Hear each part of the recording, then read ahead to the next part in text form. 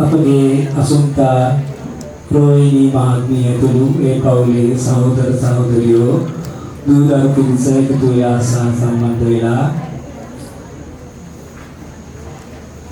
විශේෂයෙන්ම අප ආරාධනාව පිළිඅරගෙන අප විහාරස්ථානයට වැඩම කරලා ඒ ධර්ම දාන පින්කම සඳහා වැඩම කරපු අති ගෞරවනීය වන්දනීය පූජනීය වැලිකඩ මුල්ල අභයාරාම විහාරාධිපති කොළඹ අශෝක විද්‍යාලයේ නියෝජ්‍ය විදුහල්පති ශාස්ත්‍රපති රාජකීය පඬිත අති ගෞරවනීය නම් කියාට අවසරයි ගෞරවනීය ස්වාමීන් වහන්සේ කරුණීය ශාසනාවංශ ස්වාමීන් වහන්සේව පාදාභිවන්දනා කොට බොහොම ගෞරවයෙන් ආදරයෙන් පූර්ව නමස්කාර කර පිළිගනු ලබනවා සියලු පින්වතුන් සාදු කියමු. අපගේ ගෞරවනීය ස්වාමීන් වහන්සේට ධර්ම දේශනා පින්කම සඳහා ආරාධනා කරන ලෙසට පින්කම ආරම්භ කිරීමට බැතිවර දායකත්වය දරන අසුන්තා රෝහිණී උපාසකම්මාට මහත්මියට ස්වාමීන් වහන්සේට බෑත් වර්ගයේ පිළිගන්වා ආරාධනා කරන ලෙසට ගෞරවයෙන් ආරාධනා කරමි.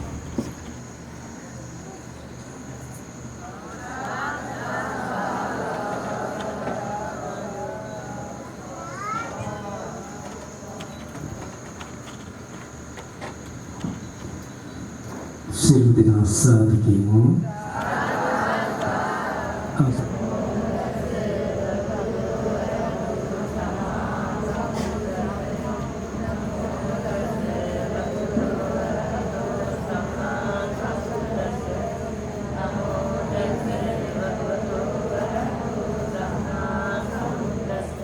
බුද්ධං සරණං ගච්ඡාමි ධම්මං සරණං ගච්ඡාමි සංඝං සරණං ගච්ඡාමි ဒုတိယံ පි බුද්ධං සරණං ගච්ඡාමි ဒုတိယံ පි ධම්මං සරණං ගච්ඡාමි ဒုတိယံ පි සංඝං සරණං ගච්ඡාමි တတိယံ පි බුද්ධං සරණං ගච්ඡාමි တတိယံ පි ධම්මං සරණං ගච්ඡාමි တတိယံ පි සංඝං සරණං ගච්ඡාමි පාණාති පාතා වීරමණී සික්ඛාපදං සමාදියාමි อทินนาดานาวีรมณีสิกขาปดังสมาธิยามิคาเมสุมิจฉาจาราวีรมณีสิกขาปดังสมาธิยามิ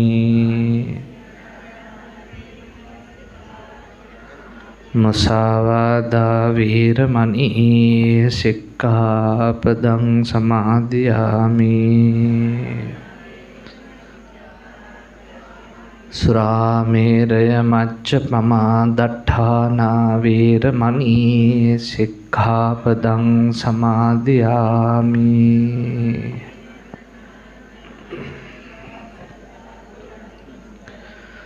समन्ता चक्रवालेषु अत्रा गच्छन्तु देवता सद्धम्मं मुनिराजस्य सुनन्तु सग्गमखदं धम्मश्रवणकालो अयं बदन्ता ධම්මස්සවන කාලෝ අයං බදන්තා ධම්මස්සවන කාලෝ අයං බදන්තා නමෝ තස්ස භගවතු අරහතෝ සම්මා සම්බුද්දස්ස නමෝ තස්ස භගවතු අරහතෝ සම්මා සම්බුද්දස්ස නමෝ තස්ස භගවතු අරහතෝ සම්මා සම්බුද්දස්ස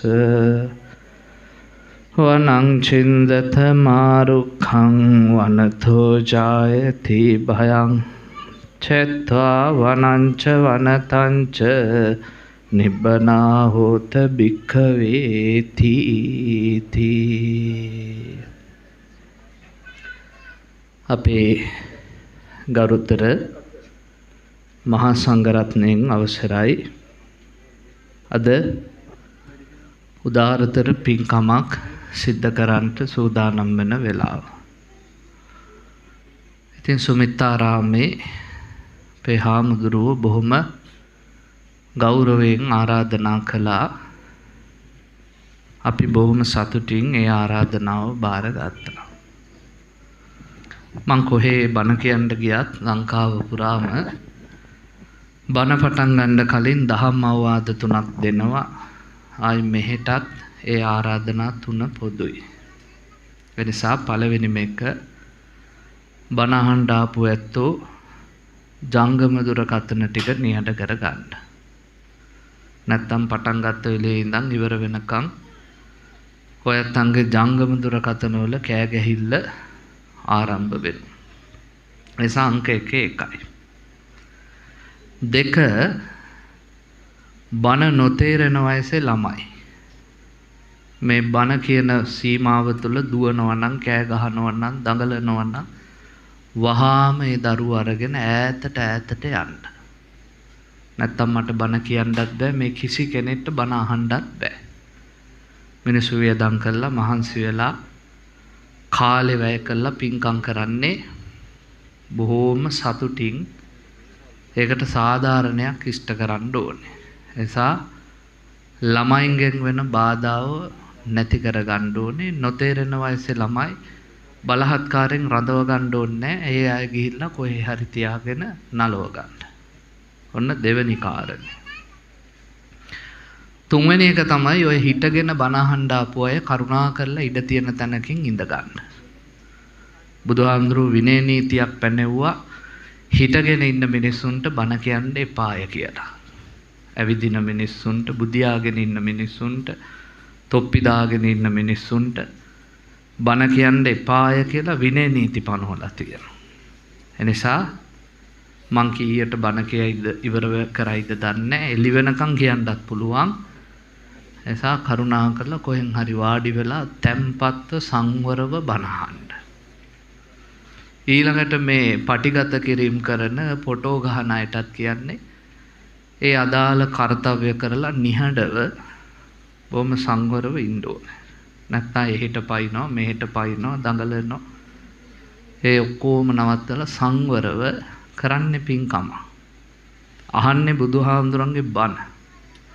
එනිසා බොහොම සංවරව මේ කාර්යයට පෙළ ගැසෙන්න ඕනේ. නැත්නම් අපි මේ කරන වැඩෙන් ඇති ප්‍රයෝජනයක් නැහැ. මටත් නැහැ, ඔයත්තන්ටත් නැහැ, දෙවියන්ටත් නැහැ, මියගිය ඥාතීන්ටත් නැහැ, කාටවත් නැහැ.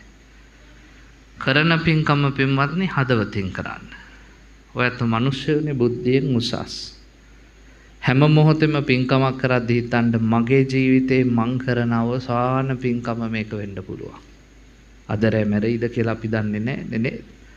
කාපු කෑම ටික දිරව ගන්නකම් ඉදීද කියලා දන්නේත් නැහැ.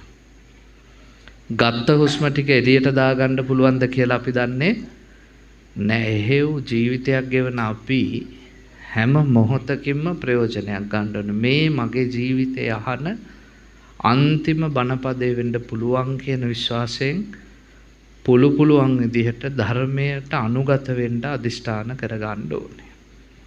හොඳයි බණ ටිකක් අහමු. දැන් බණ අහන වෙලාව. පින්වතුනි අද මේ ධර්ම දේශනාවේ මාතෘකාව වශයෙන් තෝරගත්තේ අපේ ධම්මපද පාළියේ සඳහන් ගාථාවක්. මොකද්ද ගාථාව? බුදුහාමුදුරුව අපිට දේශනා කරන වනං චින්දත ගස් කපන්ඩ. දවයත්තන්ට බය හිතෙනව නේද එහෙම කිව්වා? බුදුහාමුදුරුව සියලු සත්‍යයන්ට මෛත්‍රිය කරුණාව පතරන ගස් කපන්ඩ කිව්වහම එකපාරට මිනිසුන්ට එනවා බය. බුදුහාමුදුරුව නැවතත් කියනවා වනං චින්දත මාරුකං. වනය සිඳින්ඩ ගස් නොකපන්ඩ. ගස් කපන්නේ නැතුව කොහොමද වනය සිඳින්නේ? ආන් එතෙන්ටයි උත්තරේ හොයාගන්න ඕනේ. මතක තියාගන්න බුදුහාමුදුරුව අපිට සිඳින්න කිව්වේ මේ ගස් කොළන් වලින් පිරිච්ච වනේ නෙවෙයි. අපි ළඟ තියෙන කෙලෙස් වනයක්. කෙලෙස් ගස් වලින් වැහිච්ච වනයක්. අනාදිමත් කාලයක ඉඳන් ඒකේ මහ ගසුත් තියෙනවා, මද ගසුත් තියෙනවා. විශාල රූක්ෂ ගස් තියෙනවා. ඔයත්තන්ට කියන්න පුළුවන් ද ඔයත්තන්ගේ කෙලෙස් වනේ තියෙන මහ ගස් ටික? ලෝභය, ද්වේෂය, මෝහය ලොකුම ගස් තුන. මුල් ඇදලා තියෙන්නේ පතුලටම ගලව ගන්න බැරි නිසා අපි සසරේ එහෙට මෙහෙට දුවනවා පින්වත්නි. මද ගසුත් තියෙනවා පොඩි පොඩි ඒවා මොනවද? දැනටත් ළඟ ඇති ඊර්ෂ්‍යාව, ක්‍රෝධය, කෝපය, වෛරය, තරහව, කපටිකම, වංචාව. ඕවා මද ගස්. භාග්‍යවතුන් වහන්සේ දේශනා කරන චෙත්වා වනංච වනතංච. මේ මහවනයත් මදවනයත් දෙකම සිඳබිඳ දාලා නිබ්බනා හෝත භික්ඛවේ නිවන සාක්ෂාත් කරන්න අදිෂ්ඨාන කරගන්න කියලා.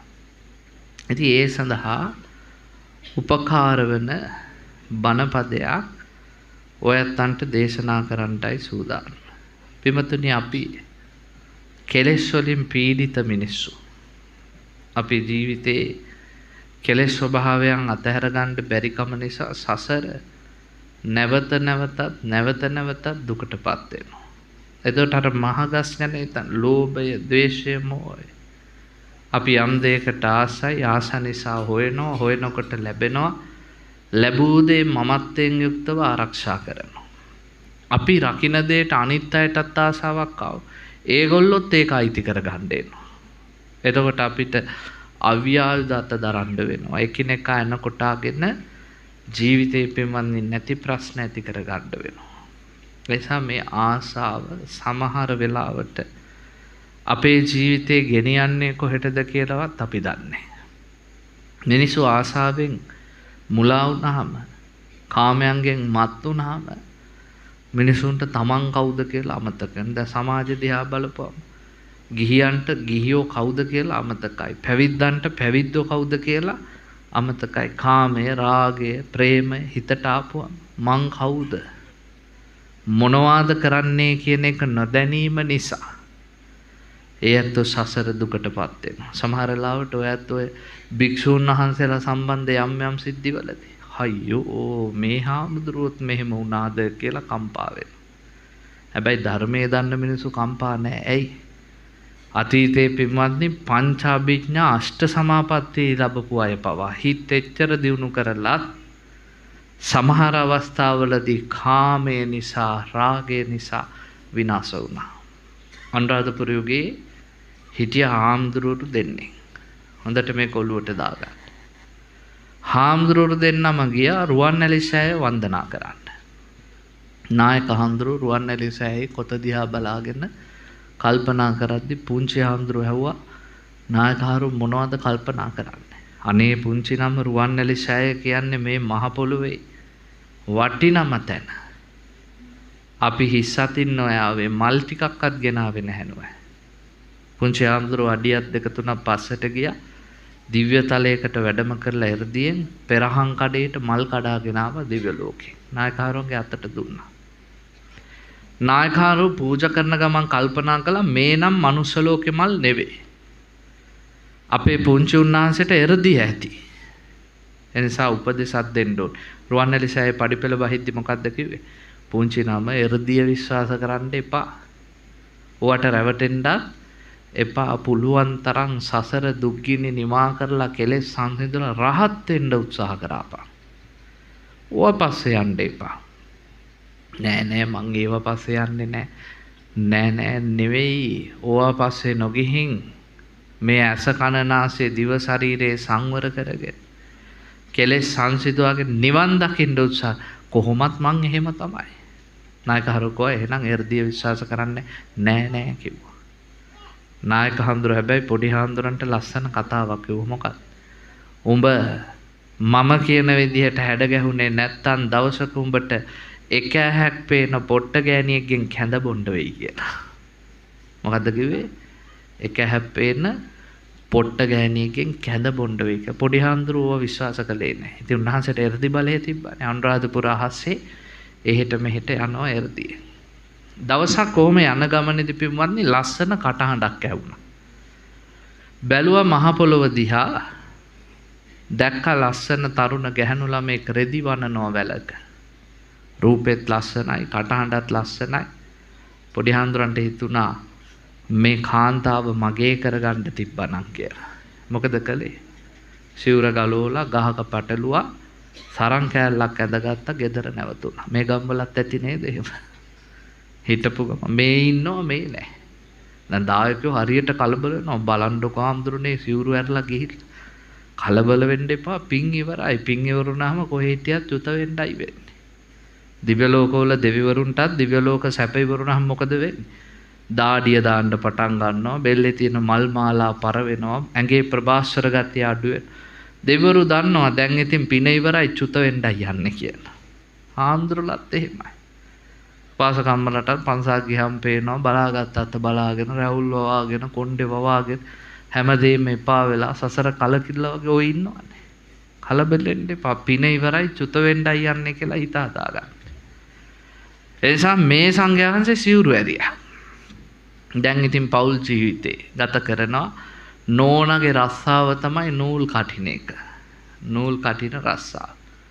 ටික දවසක් ඉඳිද්දි නෝනා කිව්වා දැන් ඉතින් පන්සලේ වගේ නිකන් කණ්ඩ හම්බ වෙන්නේ නැහැ. මාංශ වෙලා අතපය මහන්සි කළ මොනවා හරි කරනවා. එපා රැහුව මොනවද ඔයා කරන්නේ? මං නූල් කටිනවා මටත් උගන්වන්න කිව්වා. හොඳට නූල් කටින්න ඉගෙන ගත්තා. ඉතින් දැන් මහත්තයා ව්‍යාපාරේ කරනවා. නෝනා ගෙදර නැවතුණා. කාලයක් යද්දි දරුමල්ලෝ හම්බුණා. ගෙදර වැඩ වැඩි වුණා. ඉතින් කාලයක් යද්දි ඔයත් දන්නවනේ අර සෙනෙහසත් ටික අඩු වෙනවනේ. නේද? රසාද බඳින්න ලං වෙන කාලේ යාළු වෙලා ඉන්න කාලේ මම බලන්න එපා සෙනෙහස. ඒවා ටික අඩු වෙනවා. ලෝකේ ස්වභාවය. ඒවට අඬලා දොරල වැඩක් නෑ. බුදුහාමුදුරුවෝ දේශනා කය ධම්ම මේ ළමයි නම් තැන් වල කෑ ගහනවා. මට බාධාවක් මේක. කියන්න එන්නේ මොනවද කියලාවත් ඔලුවට යන්නේ. එසා ඔය ළමයින්ව අරගෙන යන්න අර පන්සල් සීමාවෙන් පොඩ්ඩක් ඈතට. නේද? මම මොන්ටිසෝරියක උගන්වන්න ආවේ නෑ. ආවේ බණ ටිකක් කියලා යන්න. මං ආසම නැති වැඩක්. ධර්මදේශනා බිමක නිහඬතාවයයි අංක 1. ඒක නැත්තම් බෑ. එහෙන් දඟලද්දි මෙහෙන් දඟලද්දි කෑ ගහද්දි බණ කියන්න අමාරුයි. මම මුලින්ම කිව්වේ ඒ කයයි මැදදී මේ එකට දෙවෙනි පාරකුත් අහගන්න ඕනේ නැහැ. ඔයත් පළවෙනි පාරම මේ එකට අවනත් වුණා නම් බොහොම ලේසි අපිට වැඩේ. තව කීප දෙනෙක් ඉන්නවා තැන් වල මේ ගාන. ඒ දරුවෝ ඈතට අරගෙන මගේ බණ අහලා ඇතිනේ මං කියලාමයි පටන් ගන්න. නැත්නම් හරි අමාරුයි මට. මොකද බණ කියන්නේ මේ කටපාඩම් කරලා කියන එකක් නෙවෙයි. ඔළුවෙන් ගොඩ නගාගෙන එන්න ඕනේ. එහෙම එකෙක් දෙන්නේ මැදදී බාධා කරාට පස්සේ ඉවරයි බණම. මොනවා කියනවද කියලා ඊට පස්සේ මතක. නිසා සිහියෙන් කියන බණ හාමුදුරන්ගේ සිහියට බාධා කරන්න පවක්. බණ අහන්නේ කල්ප 9ක් සැප විඳින්න. නිසා භික්ෂුවකක සමාධියට සිහියට බාධා කරනවා කියන්නේ සසර හැමදාම මන්ද බුද්ධික වෙනවා, අංග විකල වෙනවා, දුෂ්ප්‍රඥ වෙනවා. සසර ඒවා විඳවන්න වෙනවා. එහෙම නොකර බොහොම නිහඬව ශාන්තව ඉන්න ඔය පුංචි දරුවෝ ඒගලන්ට තේරෙන කාලේ බණ අහයි. බලහත්කාරයෙන් ගෙනල්ලා හිර කරන් ඉන්න ඕනේ නැහැ. ඒක තේරුම් ගන්න වැඩි හිටියෝ. හොඳයි. මං කී හිටපු කතාව. දැන් මහත්තයා පටන් ගත්තා නූල් කටින වැඩේ. නූල් කටින වැඩේ පටන් අරන් කරගෙන යනවා. නෝනා ඉතින් ගෙදර වැඩ කරනවා, වත්තේ පිටියේ වැඩ කරන දවසක් කෑම ටික හදාගෙන ඉන්න පරක්කු වුණා. මහත්තයාට හොඳටම බඩගිනි. බලාගෙන හිටියා පෙම්වන්නේ නැහැ. ටිකක් හවස් වෙලා කෑම ටික අරගෙන ආපුවාම කේන්තියෙන් මහත්තයා අහනවා දැන්ද කෑම ටික ගෙනාවේ. නෝනාත් අනිත් පැත්තට උත්තර දෙනවා ඔහෙට ඉතින් කරන්න තියෙන්නේ කණ එක විතරයි. මට වැඩ ගියාත් ගෙදර වැඩ කරන්න ඕනේ, ළමයි බලන්න ඕනේ, රෙදි හොදන්න ඕනේ, වත්තේ පිටියේ වැඩ කරන්න ඕනේ. ඔහෙට නම් ලේසි කිව්වා කණ එක. මහත්තයා ඒ පාර නූල් කැට කැට හිටපු කටුවෙන් දමලා ගැහුවා. නුඹේ කට වැඩි කියලා. කටුව ඇවිල්ලා වැදුනේ පින්වත්නි කොහෙද?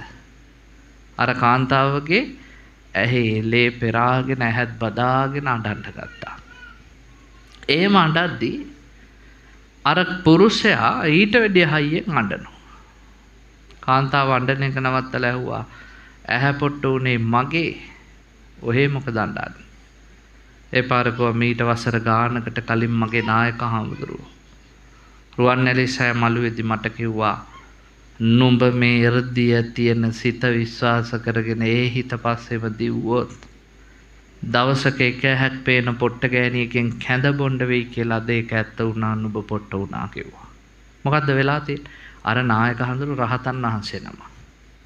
උන්වහන්සේ එදා සෑ මළුවේදී දැක්ක ගෝලයාගේ ඉර නම.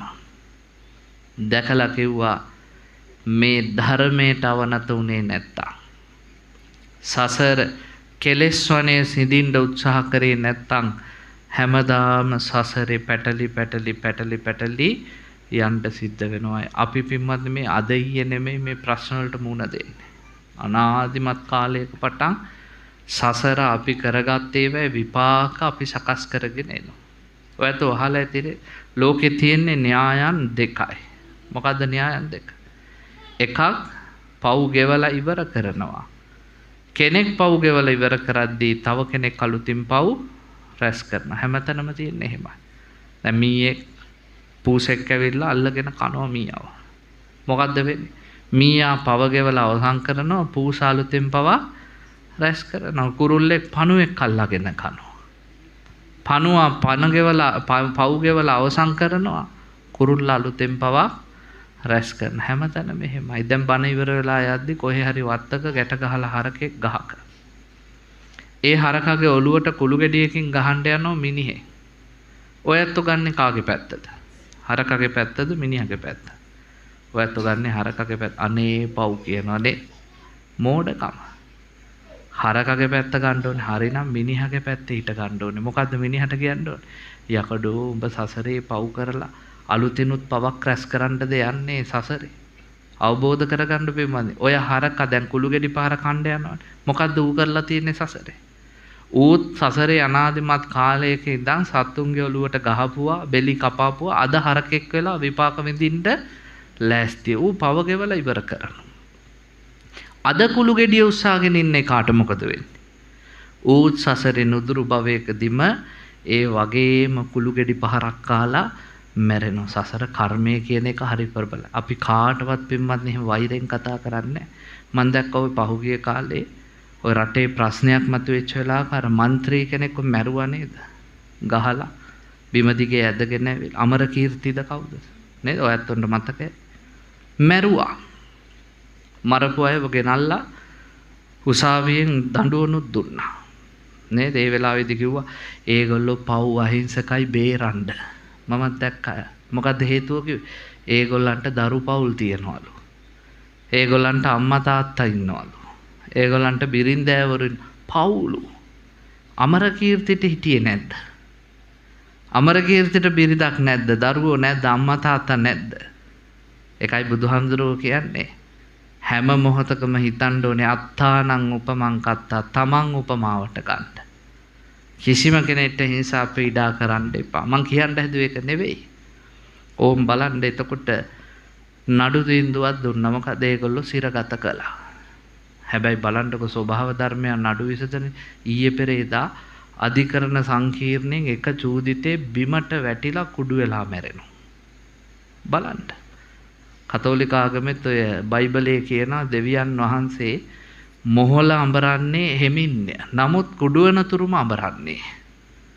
බුදුරජාණන් වහන්සේත් අපිට කියලා තියෙනවා ඊටත් වැඩිය ලස්සනට යංකම් මං කරිස්සාමි අපි මොනවා හරි කරනවද කල්යාණම් වා පාපකම් හොඳ වෙන්නත් පුළුවන් නරක වෙන්නත් පුළුවන් තස්ස දායාදෝ භවිස්සාමිති ඒකේ විපාක අපිට ගෙවන්නම වෙනවා. ඒ නිසා ඔය ඇත්තන්ගේ දරුවන්ට ගෙදර ඉන්න හැමෝටම කියලා දෙන්න අපි කළොත් පුතේ හොඳ කළොත් යහපත කළොත් පින කළොත් කුසලේ ඡායාවන පායිනි. හෙවණැල්ල වගේ අපිත් එක්ක රැඳෙනවා.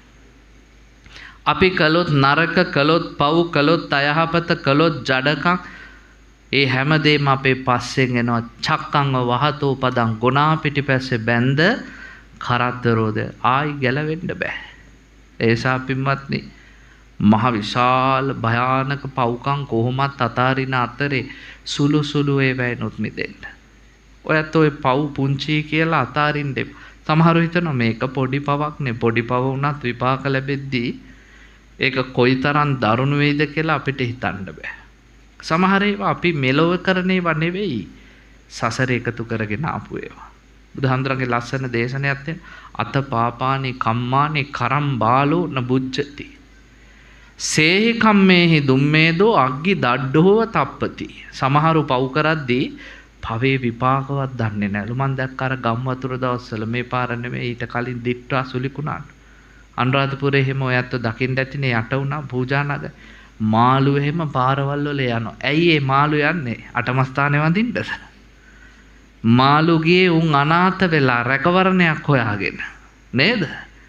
රැකවරණේ හොයාගෙන යන සතාට ලී කෑලි උල් කරලා ඇනලා මැරුවා. දකින්න ඇති නේද? මට සමහර වෙලාවට හිතුණා යකඩු අනුරාධපුරේ වෙන දේවල් හිතන්නකො. පිලිසරණක් හොයාගෙන යන සතාට මැරුවා. බුදුහාමුදුරුවෝ කියනවා පව් කරද්දි ජයට කරනවලු. මං අද දැක්ක උදේ වීඩියෝ එකක් කොල්ලෙක් YouTube channel එකක් කරනවා ඒ කෑම හදන එක. ඌ කියලා දෙනවා ලූල් මාළුවක් හදා ගන්න හැටි. ලූලේ කල්ලලා ඌ කියනවා අර අල්ලපු වට්ටියේ දාරෙට ලූලගේ ඔළුව මේ විදියට කඩන්න ඕනේ ලෝලුව. උලූලගේ ඔළුව දෙකට නවලා කඩනවා. සසර හැමදාම බෙලි කඩා ගන්නයි වෙන්නේ. සංයුත්ත නිකායේ අනමතග්ග සංයුත්තේදී බුදුහාමුදුරුවෝ අපිට කියන ලස්සන කතාව. මොකද්ද? මහණෙනි සසරේ උඹත් මමත් එළුව වෙලා බැටළුව වෙලා ඌරෝ වෙලා ගවයෝ වෙලා බෙලි කැපුම් කද්දි ගලපු ලේකතු කරොත් මහසાગරයේ තියෙන වතුරට වැඩිය වැඩි. අර ඊයේ පෙරේදත් බෙල්ලක් කපලා ගහලා ගියේ පිළිමක. දැක්කනේ? ඔය එකක් විතරයි. සසරේ බෙලි කැපුම් කාපු වාර ගණන්දි ගලපු ලේ මහසાગරයට වැඩිය වැඩි කිව්වා. කර්මයේ විපාක. ඒසා පින්වත්නි මේ කාර්ය පුදුම වැඩක්. බුදුහාමුදුරුවෝ කියනවා කවුරුත් පටවන්න ඕනේ නැහැ අපේ කරට.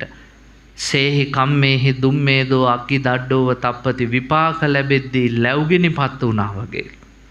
දැන් මේ අතෝ දන්නවද ලැබුගින්න කියන්නේ මොකද්ද කියලා? කියන්න බලන්න. මොකද්ද ලැබුගින්න කියන්නේ? කැලේ ඉබේ හට ගන්නා ගින්න. කවුරුත් පත්තු කරනවද?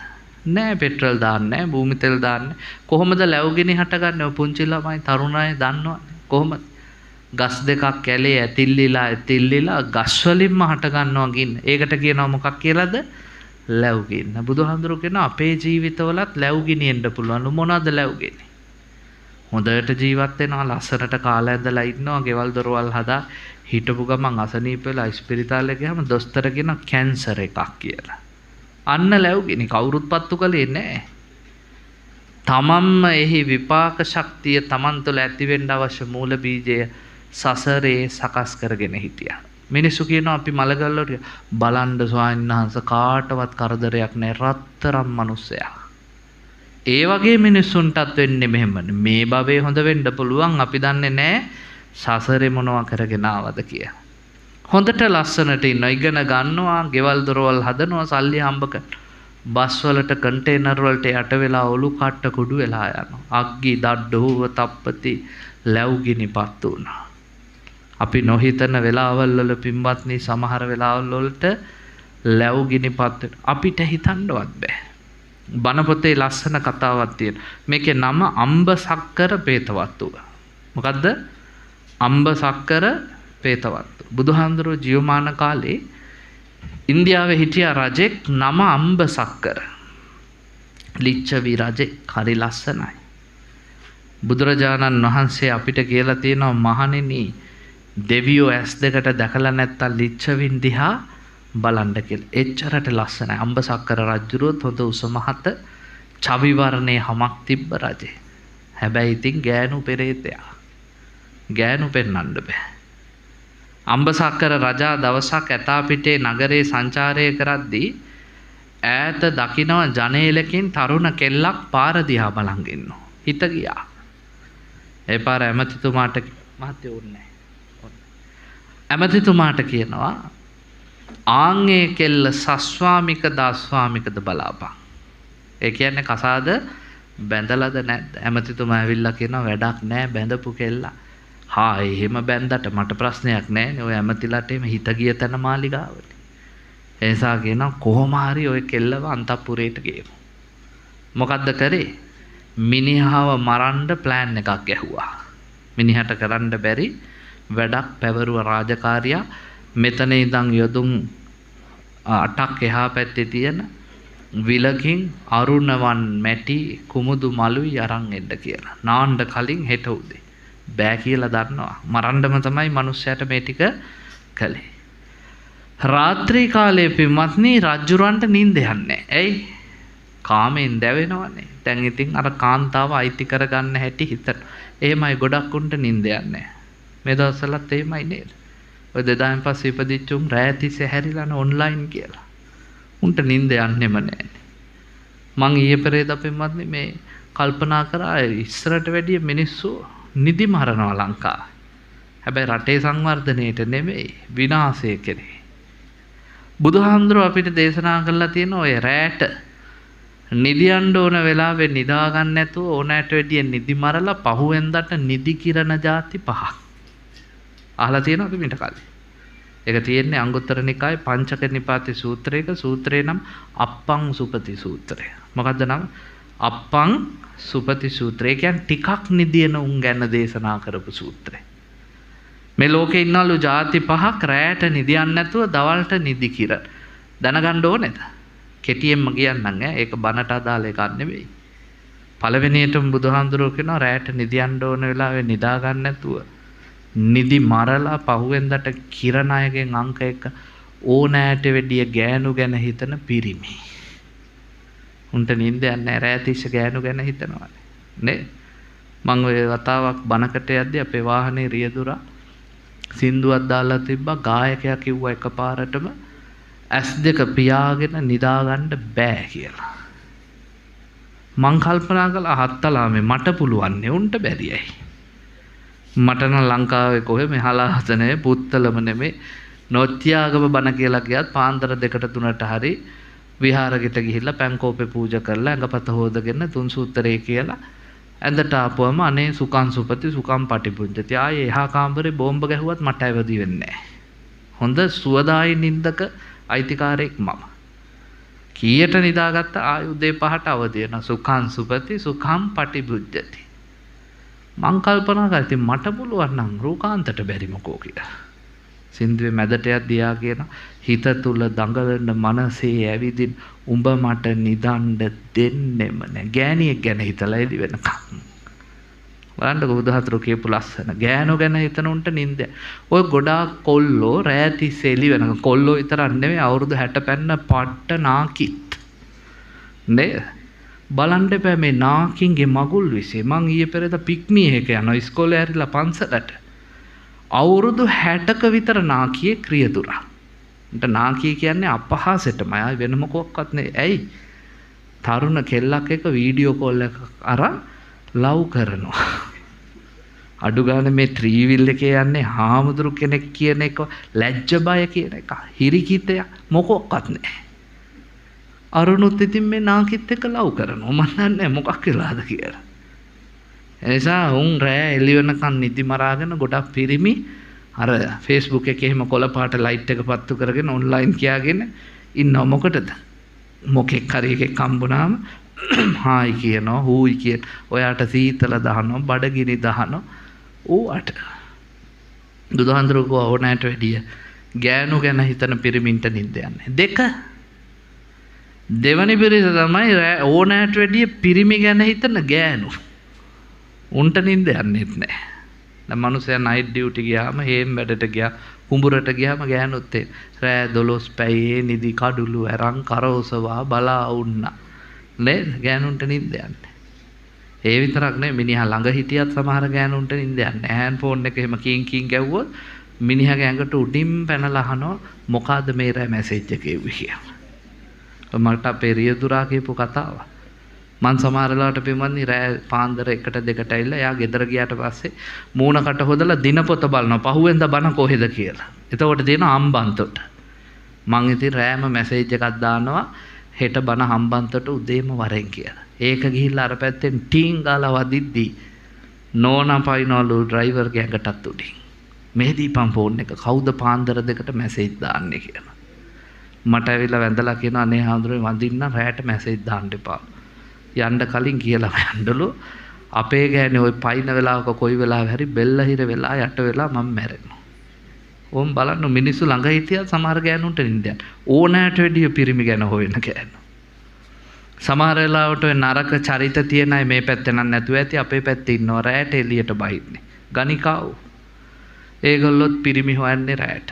ඔන්න බුදුහාඳුරුවෝ කියන දෙවනි જાතිය කවුද? ඕනෑට වැඩිය පිරිමි අපේක්ෂා කරන ගෑනුන්ට රෑට නිින්ද යන්නේ නැහැ. 3 හොරකමේ යන හොරා. හොරුත් රෑට හැරලා දවල්ට නිදියනවා. 4 වෙනි කෙනා රට පාලනය කරන පාලකයෝ උනුත් රෑට නිදි මරනවා.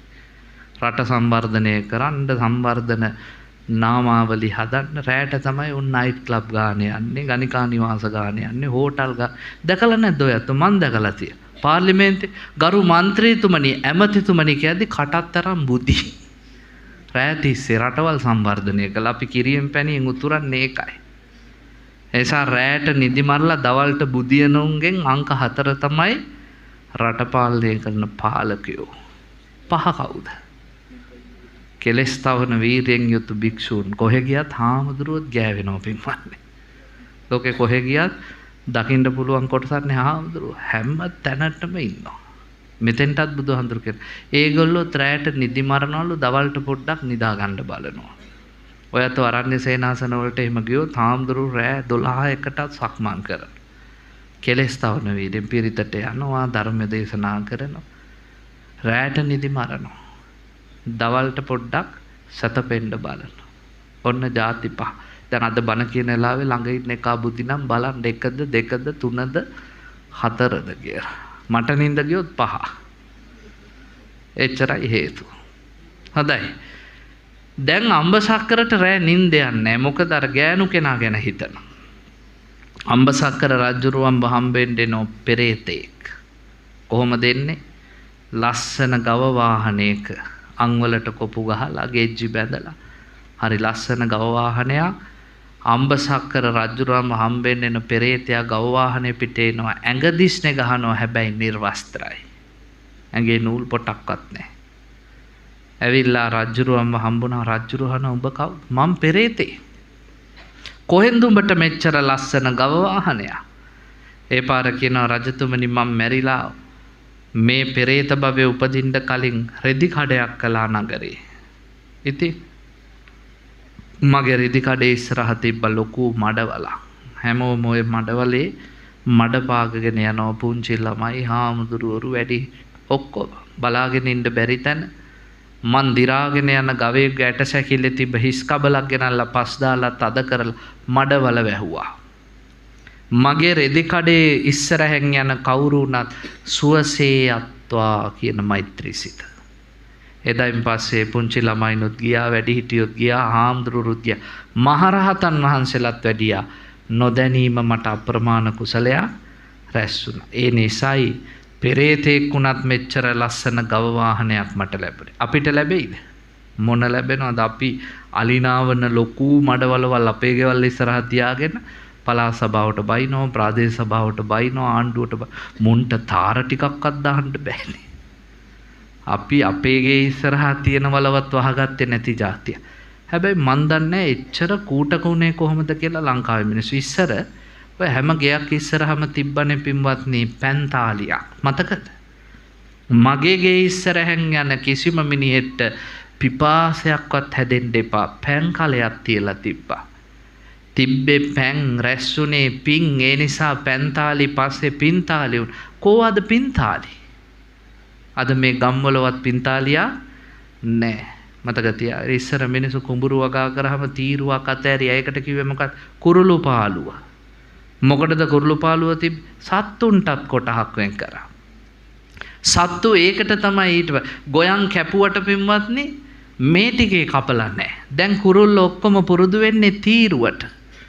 උන් කැලෙන් ඇවිල්ලා කෙලින්ම බහින්නේ අර කුරුළු පාළුව තීරුවට. ඒක කනවා දිගටම ඉවර වෙනකම්. ගොවියා ඊටඟ කන්නේ වගා කරාම කුරුල්ලෝ බැරි වෙලාවත් බහින්නේ නෑ. උන් ඊට පස්සෙත් පුරුද්දට බහින්නේ කුරුළු පාළුවටමයි. බලන්නකෝ මිනිස්සු අනුන් ගැන හිතුවහම මිනිස්සුන්ට ස්වභාව ධර්මයක් දෙන්න තෑගි. අද කෝ ඒවා අන්තිම තනකොළ ටිකටත් වෙනකම් භූතයද මොකක්ද එකක් දානවා. දාපුවම ඉවරයි. සත්තුන්ට ආයි කණ්ඩ වෙන්නේ පොළොවේ පස්. අපි කොච්චර ආත්මාර්ථකාමී જાතියක්ද. ඔයත් අංගෙන් කී දෙනෙක් ඉන්නවද ගෙදර ලෑල්ලක් දාලා සත්තුන්ට ඉඳුල් ටික හරි දාන. ඒකටත් කම්මැලිනේ අපි. වතුර බෝතලයක් හරි තියලා සත්තුන්ට වතුර ටික දෙන කී දෙනෙක් ඉන්නවද මෙතන? අර මිනිස්සයා කියනවා රජතුමනි මගේ ගේ ඉස්සරහෙන් යන මොකෙක්වත් කකුලේ මඩ ගාව ගන්න එපා කියලා මඩවල වහපු නිසා සුවසේ ගමන් බිමන් යන්න මට මේ රතේ ලැබුණා පෙරේතෙක් වෙලා. රජුරු ඇහුවා එතකොට උඹේ ඇඟ දිස්නේ ගහන්නේ කොහොමද? මම කාගේවත් ಗುಣ මකලා නැහැ. ಗುಣ මකනවා. ඒකට වචනයක් කියනවා නේද අපි මොකද්ද? ಗುಣ මකුයි කියන්නේ. ಗುಣ මකන. ඔයත් මකනවද ಗುಣ? ඒක ඉතින් අහන්න ඕනේ පන්සලේ හාමුදුරන්ගේ. මම පින්වත්නි ওই පාංශකූලයකට ගිහිල්ලා කිව්වා උපාසකම්ම කෙනෙක්ගේ ಗುಣ. පන්සලට එන්න හම්බුන්නේ නැහැ. හෑන්ඩ් ෆෝන් එක කීන් ගන්න. හෙලෝ කියපු ගමන් එහා පැත්තෙන් කියන මොනවද හාමුදුරනේ කියපු පට්ටපල් බොරු. ඕකි ගැන අහගන්න අපෙන් කිව්වා. ආන්දරු කිව්වේ බොරු ඕකි ගැන අහගන්න කිව්වා. ಗುಣ මකනවා. කාගේවත් හොඳ කියනවට කැමති මේ ගමෙනුත් එකෙක් දෙන්නෙක් හරි ඇති. හාමුදුරුවෝ කිව්ව උපාසකම්ම හරි සිල්වා. අනේ අපිනේ දන්නේ ඕකිගේ හැටි. අපි ಗುಣ මකනවා. ಗುಣ මකුකම කිව්වේ ඒකයි. මං අහනවා ප්‍රශ්නයක් අවංකව උත්තර දෙන්න. ඔයත් ಗುಣ මකන්නේ තරහකටද? ඒගොල්ලොත් එක තියෙන තරහටද? නෑ ඒක බත්පතේ කනවා. එකට පන්සල් වෙනවා එකයි ටිකොලේ ඉඳ ගන්න. හැබැයි නැති වෙලාවට ಗುಣ මකනවා. තරහද? තරහ නෑ. එක පවුලේ සහෝදරයෝ නැති වෙලාවට ඇවිල්ලා කියන හාමුදුරන්ට මේ දැනගන්නයි කිව්වේ උන්ගේ හැටි. තරහ නෑ, වෛරේ නෑ. මොකෝ උන් නැති කළා කියලා අපිට වාසියක් ලැබෙනවද? පඩි හම්බ වෙනවද? ඉන්ක්‍රිමන්ට් වැඩි වෙනවද? බෝනස් හම්බ නෑ. ඒත් නෑ. ලාභෙකුත් නෑ, වෛරෙකුත්. එහෙනම් ඇයි ಗುಣ මකන්නේ? අපි බයයි පින්වත්නි උන් අපිට වැඩිය දිලිසෙයි කියලා. ඕක තමයි ಗುಣ මකන්න ප්‍රධානම හේතු. කණාමැදිරි දැකලා තියෙනව නේද? කණාමැදිරියක මොකද්ද තියෙන විශේෂත්වය පින්වත්නි? අර පස්ස පැත්තේ ලයිට් එකක් පත්තු වෙනවා. හරි ස්වභාව ධර්මයේ අපූර්ව නිර්මාණයක් නේ කණාමැදිරිය. දවසක් කණාමැදිරියෙක් ලයිට් එක පත්තු කරගෙන එහෙට මෙහෙට පියාඹන. මට මේ ස්පීකර් වලින් කියන්න බැරි ඒවාක් තියෙනවා. අපි නම් ඉස්සර කණාමැදිරියන්ට දාපු නමකුත් තිබ්බා. නේද? කණාමැදිරියට ලයිට් එක පත්තු කරගෙන යනවා ආසේ හැමයා. යද්දි සර්පයේ කණාමැදිරියගේ පස්සෙන් එලෝගෙන එනවා. පළවෙනි දවසේ පැනලා ගියා, දෙවෙනි දවසේ පැනලා ගියා, තුන්වෙනි දවසේ අනේ කණාමැදිරිය බිත්ති කොනක හිර වුණා. සර්පයා ආපු වේගෙම ඇවිල්ලා කටත් අරගෙන ඉන්නවලු කණාමැදිරියව කණ්ඩ. කණාමැදිරියා කිව්වලු අර සර්පයාට කමන්නේ මාව කාපා. ප්‍රශ්නයක් නැහැ. හැබැයි මට උඹෙන් අහන්න තියෙන ප්‍රශ්න තුනක්. මේ තුනට උත්තර දීලා මාව කාපන්. එතකොට මට පුළුවන් හිත හදාගෙන මැරෙන්න. සර්පයා කිව්වලු ඉක්මනට අහපන් කියලා. පළවෙනි ප්‍රශ්නේ අහවලු උඹට මා එක්ක මොකක් හරි ජන්මාන්තර වෛරයක් තියනවද? දවස් 3ක් තිස්සේ මෙහෙම එලවන්නේ. අපෝ නෑ කිව්වලු. උඹත් එක්ක මොකද්ද මට තියෙන තරහ? දෙවෙනි ප්‍රශ්නේ අහවලු එහෙනම් උඹ මං වගේ උන්ව කණ්ඩ ආසද කණාමැදිරි? අපෝ නෑ මං කන්නේ ගෙම්බෝ මීයෝ වගේ ලොකු සත්තු. මං ඔය කණාමැදිරි වගේ ජරාව කන්නේ නෑ කිව්වලු. එතකොට කණාමැදිරි අහවලු තුන්වෙනි ප්‍රශ්නේ මං එක්ක වෛරෙකුත් නැත්තම් තෝ මං වගේ උඹ කණ්ඩ ආසත් නැත්තම් ඇයි බම් මේ මාව මරාගෙන කණ්ඩ හදන්නේ? එතකොට සර්පයා කිව්වලු තෝ දිලිසෙනවා මට බලන් ඉන්න බෑ කියලා. දැන් මේ ගම්වලත් ඔය ඇත්තම කණ්ඩේන ගොඩක් උන් ওই නිසානේ සාසනෙත් එහෙමයි. ඔය හාමුදුරු කෙනෙක් දිලිසනවා නම් බබලන හප්පේ සර්පේ ඕන තරම්. උන් කැලෑපත්තර ගානවා, පෙස්සන් ගහනවා, මූලස්ථාන වලට ලියන බලන් දෙපෑ. තරහකුත් නැහැ. එකට දාන ටික වලදනවා. එකට බත් ටික කනවා. දැක්කහම අනේ අයියේ මල්ලියේ නංගියේ අකේ කියනවා. උන්ට අපිව නැති කරා කියලා ලැබෙන කෙහෙල් මලකුත් නැහැ. හැබැයි උන් අපේ බැබලීමට දිලිසීමට කැමති නැහැ. මේ මිනිහා කියනවා මම මොකෙක්ගේවත් ಗುಣ මකලන්නේ. අපේ අම්මා මට පුංචි කාලේ උපදේශ දෙනවා. ඔයත් දරුවන්ට ලස්සන උපදෙස් දෙන්න. මං දවසක් ඔය ඉස්කෝලේ ඇවිල්ලා අම්මට ඉතින් වෙච්ච දේවල් ඔක්කොම කියනවා. අදාර ටීචර් මෙහෙමයි, මෙයා මෙහෙමයි, අර අඩුපාඩුත් කියනවා. දවසක් අපේ අම්මා බත් කවන ගමන් මට ඇඟිල්ල මං 9 හරි 10 හරි පන්තියේ. මට අවුරුදු 19ක් අපේ අම්මා බත් කැවුවා. විශ්වාස කරනවද? වේල් 3ම. අතින් කාපු නැති පුතෙක් ලෝකේ ඉන්නවා නම් මම. මෙතන ඉන්නවා නම් කියන්න. මම ලෝක වார்த்தාවක් තියන්න ඕන කෙනෙක්. කවදාවත් අතින් කාලා උදේට බත් ටික කවලා ඉස්කෝලේ යවනවා අම්මා. දවල්ට ඉස්කෝලේ යරලා ආපුවම මම ආයි බත් ටික කවනවා. රැටත් බත් කවනවා. මහාන වෙන්න ගිහිල්ලා පන්සලේ නතර වෙන දවසේ අන්තිම වෙලාවත් අම්මගේ අතින් කාලා ආපු පුතේ. නේද? නිසා මේ අම්මා මට ඇඟිල්ල උරුක් කරලා කිව්වා බත් කවන ගම මිනිහෙක්ගේ කියන්න හොඳක් නැත්නම් ඒ මිනිහා ගැන කතා නොකර හිටි. කොච්චර ලස්සන උපදේශයක්ද බලන්න. කියනවා නම් හොඳක් කියපන්. හොඳක් කියන්න නැත්නම් ඒ මිනිහා ගැන කතා නොකර ඉඳපන්. ඒක තමයි හොඳම දේ. ඉන්දියාවේ ලස්සන කියමනක් තියෙනවා. ඔයත් මතක තියාගන්න ඔළුවේ හැමදා ගෑනු පිරිමි පවුල් කද්දි මේක ඔළුවේ තියාගන්න. මොකක්ද? වී දැම්මොත් බිමට ඇහිදින්න පුළුවන්, වචන දැම්මොත් බෑ. වී දැම්මොත් ඇටෙන් ඇටේ හරි ඇහිදින්න පුළුවන්. වචනයක් දැම්මොත් ඉවරනේ. අපි කොච්චර සොරි කිව්වත් සමා වෙන්න කිව්වත් පින්වත්නි අවුරුදු 25ක් ගිහිල්ලා තුන්ට මතක් වෙනවා මූ එදා මට මෙහෙම කිව්වනේ. ඒ නිසා වචනයක් දාන්න කලින් හිතන්න. සමහර වෙලාවට කාන්තාව මෝඩකමට පිරිමින්ට නොගැලපෙන වචන කියලා කතා කරනවා. සමහර වෙලාවට පිරිමි මෝඩකමට ගෑනුන්ට නොගැලපෙන වචන කියලා කතා. ඒව පින්වත්නි අලි දාලවත් අදින්න බෑ. සොක්‍රටිස්ගෙන් ඉගෙන ගන්න. සොක්‍රටිස් කිව්වා ගෑනිට කේන්ති යන වෙලාවට මිනිහා වෙන්න ඕනේ. මිනිහට කේන්ති යන වෙලාවට ගෑණි වෙන්න. සොක්‍රටිස් ගැන දන්නවනේ ග්‍රීසියේ හිටපු දාර්ශනිකයෙක් නේ. නාකි වෙලා කසාද බැන්දෙත් තරුණ කෙල්ලා. හැඩකාර, කටකාර, දඟකාර කෙල්ලා. ඉස්සරින්නම් ඔය නාකිලව් තිබිලා තියෙනවා. සොක්‍රටිස් නාකි, පට්ට නාකි, බැන්දේ තරුණ කෙල්ලා. ලෝක දෙකක් නෙපිමන්නේ ගැලපෙන්නේ නැහැ. පස්සේ ප්‍රශ්න ඇති වෙනවා. සොක්‍රටිස් දාර්ශනිකයා කෙල් අවුරුදු 25 රොමැන්ටික් ලව්. සොක්‍රටිස් ලියනවා දැන් කසාද බැඳලා මේසේ ඉඳන් දාර්ශනිකයා. ගෑණි කුස්සියේ ඉඳන් කියන සොක්‍රටිස් එන්ඩකෝ උයන්ඩ මාත් එක්ක. එයා ඉන්නේ සුරංගනා ලෝකේ. සොක්‍රටිස් වට ඒක දාර්ශනිකයා ඇහෙන්නේ නැහැ වගේ ලියනවා. ටික වෙලාවක් බලලා ගෑණි කියන සොක්‍රටිස් ඇහුන්නේ නැද්ද? එනවක පොඩ්ඩක්. ඒත් ඇහුන්නේ නැහැ වගේ සොක්‍රටිස් ලියනවා. තුන්වෙනි පාරක සොක්‍රටිස් මාව ගෙන්න ගන්න එපා මෙහෙනවා. සොක්‍රටිස් ඇහෙන්නේ නැහැ වගේ ලිය. මොකද කරේ අර ගෑණි? හාල් හොදන වතර මුට්ටිය පිටින් අරගෙන ඇවිල්ලා හැලුවා ඔළුවට. මහා දාර්ශනිකයා ලෝකේ හිටපු සොක්‍රටිස්ගේ ජීවිත කතාව කියලා. සොක්‍රටිස් අර ලියලිය හිටපු කොලේ අරගෙන බිමන්දි ගැසුවා දෙපාරක්. ගසලා කිව්වා "ඕයි මං හිතුවා ගොරෝපු තරමට ඔයිට වැඩිය වහී කියලා." කියපු ගමන් නෝනට තේරුම් ගියා මේ මාව පොඩ අවුස්සන්න මෙයා මේ වැඩේ කරලා තියෙන්නේ කියලා. ගැටුම ඉවරයි. සොක්‍රටිස්ුත් ඒ වෙලේ ඇහුවනම් මොකක්ද යකෝ කරපු බලු වැඩේ කියලා අර තරුණ ගෑණි එදා තමයි සොක්‍රටිස්ව මරන්නේ. බිම දාගෙන බොටුවක් පාගලා දත් ටිකක් හලලා නාකි සොක්‍රටිස් එදාම ඉවරයි. සොක්‍රටිස් පණිවිඩයක් දුන්නා ලෝකෙට. උන් ගිනි ගන්න වෙලාවට උඹලා ගිනි ගන්න එපා. උඹලා නිවියල්ලා. ඒ වෙලාවට මොකක් හරි කරලා ෂේප් වෙන්න ඕනේ. ලස්සනයි මේක. ඒ නිසා ලෝකේ මතක තියාගන්න ඕනේ කාගේවත් පින්වත්නි ಗುಣ නැත්තම් ಗುಣ වෙනුවට අගුණ කියන එක අපි නවත්තන්න ඕනේ. නරක අයහපත මතු කර කර ඉන්න එපා. ඔයත්තට මම එක කතාවක් කියන්නම් මේක කරලා බලන්න. කවුරු හරි මේ ගමේ ඉන්නව නම් පින්වත්නි මොකක් හරි පුංචිම හරි ගුණයක් තියෙන කෙනෙක්. එයාගේ මූණට මේක කියන්නේ. අපි ಗುಣද කියන්නේ අඩුපාඩුද? අපි කියන්නේ නරක පැත්තටනේ කවදාත් ಗುಣ කියන්නේ. ගුණයක් කියන්නේ. ඒ මිනිස්සු මැරෙද්දී ඒක 20-30 ගුණයකින් වර්ධනය කරගන්න. ඒක තමයි වෙන්න ඕනේ. ඔයා හරි ලස්සනට අඳිනවා. ඔයා හරි ලස්සනට කතා කරනවා. ඔයා හරීම ප්‍රියමනාප විදිහට හැසිරෙනවා. මිනිහෙක්ට කියන්න මේ ගමේ ඉන්නවා නම් දක්ෂයෝ තරුණ ළමයි අතර ඉන්නවා නම් අගය කරන්න.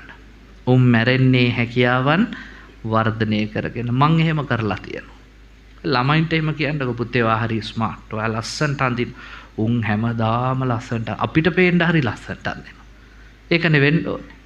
මගේ ගුරු ජීවිතයේ පින්වත්නි පළවෙනි පත්වීම කොළොන්නාල් පැත්තේ ඉස්කෝලේ කරේ ටීචර් කෙනෙක් වැඩ බාර ගන්න ආවා. ඒ ටීචර් එදා ඇඳගෙන හිටියා රතු පාට සාරියක්. රතු පාට සාරියට රතු පාට මලක් ගහලා කොණ්ඩෙට රතු කොණ්ඩ කට්ටයි රතු හැට්ට කට්ටයි රතු සෙරප්පු දෙකයි රතු හෑන්ඩ් බෑග් එකයි රතු පාට වලලු කියුටෙක්ස් රතු පාට ලිප්ස්ටික් රතු කතරගම දෙයි හාමුදුරුවෝ වගේ. ඔක්කොම රතුයි. ඉතින් ඇවිල්ලා මටත් වැඳලා hina වුණාම මං කිව්වා ටීචර් අද මේ වැඩ බාර ගන්නවලු මගේ පළවෙනි පත්වීම. මං කිව්වා ඔයා හරි ලස්සනයි. හැමදාම ওই විදිහට ඉන්න ළමයි හරි ආසයි ඔයාලා වගේ ප්‍රසන්න ගුරුවරුන්ට.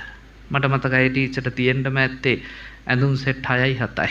නිල් ඇඳුත් ඔක්කොම නිල්, කොළ ඇඳුත් ඔක්කොම කොළ, ළම ඇඳුත් ඔක්කොම දම්. එමේ ඉතින් කාලයකට පස්සේ මමත් මාරුවෙම් කළා. අවුරුදු 12කට පස්සේ කලාප කාර්යාලයේදී මට හම්බුණා දැන් අවුරුද්දකට විතර කලින් ටීචර්. එදා ඇඳලා හිටියේ කහ පාට එක.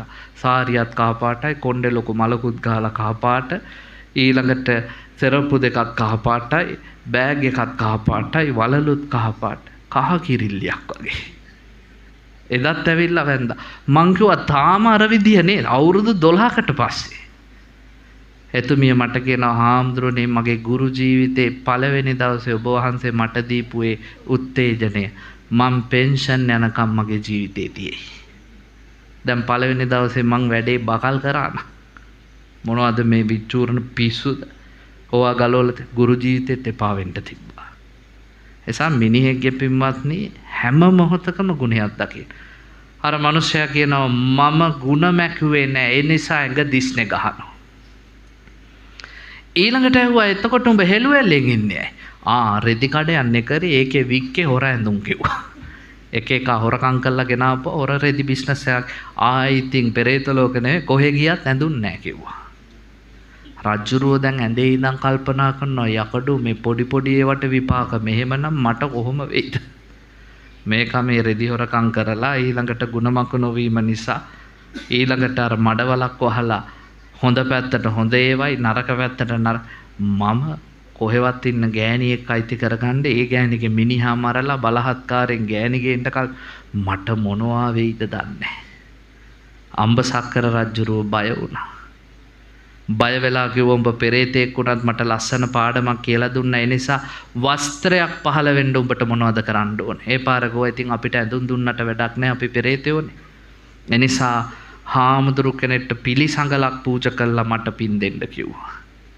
රජුරුව ගියා පිළිසඟලකුත් අරගෙන කච්චායන මහරහතන් වහන්සේ හම්බ වෙන්න. කච්චායන හාමුදුරු රජුරුව දැක්කම ඇහුවේ මොකක්ද? රජතුමනි මොකද මේ? මං ආවා සිවුරු කට්ටලයක් පූජා කරා.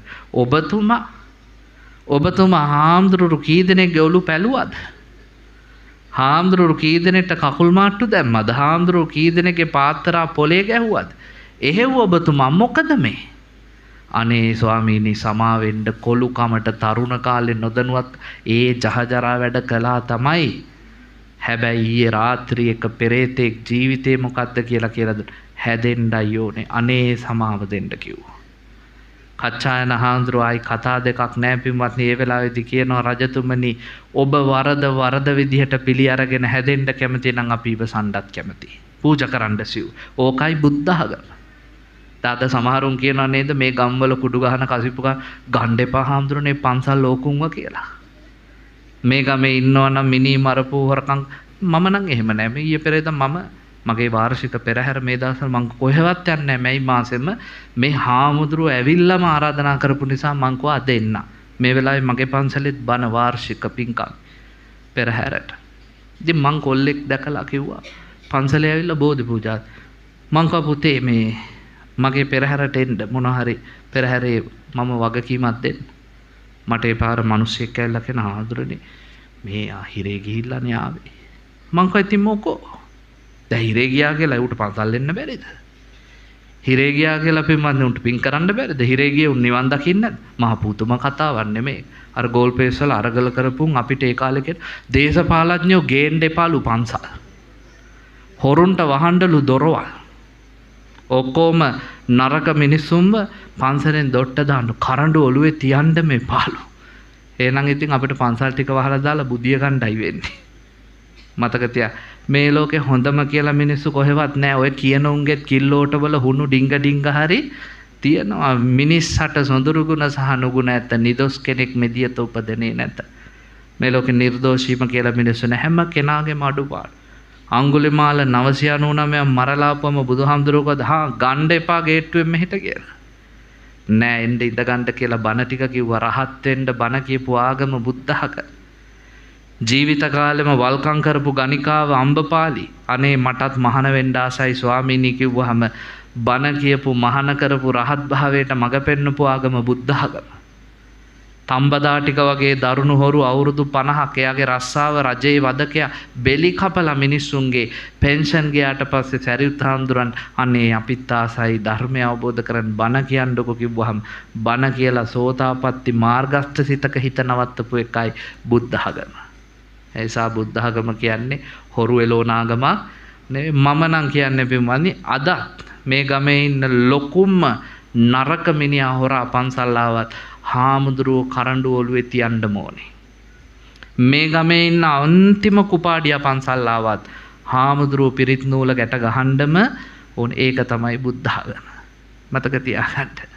කන්ති පරමන් තපෝ තිතික්කා නිබ්බානම් පරමං වදන්ති බුද්ධා මොනවත් තිබ්බත් වැඩක් නෑ මහණෙනි භික්ෂුවට ඉවසීම නැත්තම්. හාමුදුරුවෝ කියලා කියන්නේ තට්ටේ ගාලා ඊළාට කහපාට වස්ත්‍ර පොරවන් ඉන්න කෙනා නෙවෙයි. එහෙම තට්ටේ ගාන කහසිවුරු පොරවන් ඉන්න ඔක්කොම හාමුදුරුවෝ නෙවෙයි. මම දැකලා තියෙනවා Facebook එකේ හේයි කියලා කුණුහරුපත් කියනවා තට්ටේ ගාලා සිවුරු පොරවගෙන. එහෙම තට්ටේ ගෑවා කියලා හාමුදුරුවෝ වෙන්නේ නැහැ. අනික් අසාවෝ කාසාවන් කහසිවුරු පෙරවුවා කියලා හාමුදුරුවෝ වෙන්නේ නැහැ. ලස්සන කතාවක් තියෙනවානේ ධර්මයේ නේද? තලගොයෙක් හිටියා. බෝධිසත්වයන් වහන්සේ තමයි තලගොයා. එක තාපසයෙක් ගියා ගෙදරකට දානෙකට ගෙදර මිනිහා එදා තලගොයි මස් උයලා. හරි රසයි කෑවා. කෑවට පස්සේ මොනවද අද උයලා තිබ්බ මස්? තලගොයි මස් කිව්වා. තාපසයාට කල්පනා වුණා අඩේ අපේ ආරාමෙටත් එනවනේ තලගොයෙක් මරන් කන්න ඕනේ. තාපසයා මොකද කළේ? උගේ අර අඳුන් දිවි සමෙන් අඳපු රෙද්දන් ඒකාස්සේ කෙටේරියක් හංගගෙන ඉන්නවා දැන්. තලගොයා එන ගම බෝධිසත්වයන් වහන්සේනේ හරි නුවණ එන ගමන් කල්පනා කරා අද මුගේ ඩයල් එක හොඳ නැහැ. නේද? වෙනදට මේ බොහොම මෛත්‍රියෙන් කරුණාවෙන් ඉන්න එක අද මූ නිකන් මොකක් හරි හොරගල්ලා හුලනවා වැඩකට. වැඩේ එච්චර හොඳ එකක් නෙවෙයි කියලා තලගොයා ඉක්මනට දුවගෙන ඇවිල්ලා රින්ගුවා ගුලට. අරු තලගොයාගේ වලිගෙන් අල්ලගෙන අදිනවා. තලගොයි එහෙම අදින්න බෑ. තලගොයාට මහා අයියක් තියෙනවා.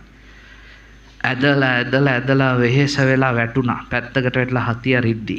බෝසත් තලගොයා එළියට බැහැලා අහන කින්තේ ජටා හිතුම්මේද කින්තේ ආදීන සාටියා.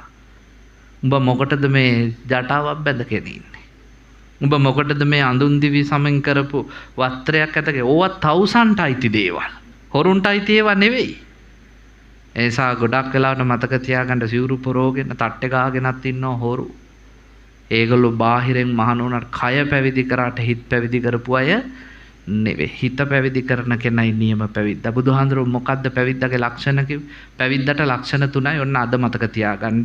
මොකක්ද? අක්කෝ සන්දන්න පච්චක්කෝසං. මේ පන්සල් වල ඉන්න හාමුදුරට ඔයත් මොන තරම් ඒවා කියනවද කරනවද? අදටත් ඔය වැඩ ඉන්නවනේ. කේන්ති ගන්න ඕන තැන්වලදීත් කේන්ති නොගන්න එකයි මහානකම කියන්නේ. මේ කියන ඒවට දමල ගහලා ගියා නම් ඔය කරන ඒවට දමල ගහලා ගියා නම් හාමුදුරුවරුන්ට කරන කුපාඩිකම් වල හැටියට හාමුදුරුවරු යන්න එපා. යන්නේ නැහැ. ඉවසගෙන ඉන්නවා. දන්නවා.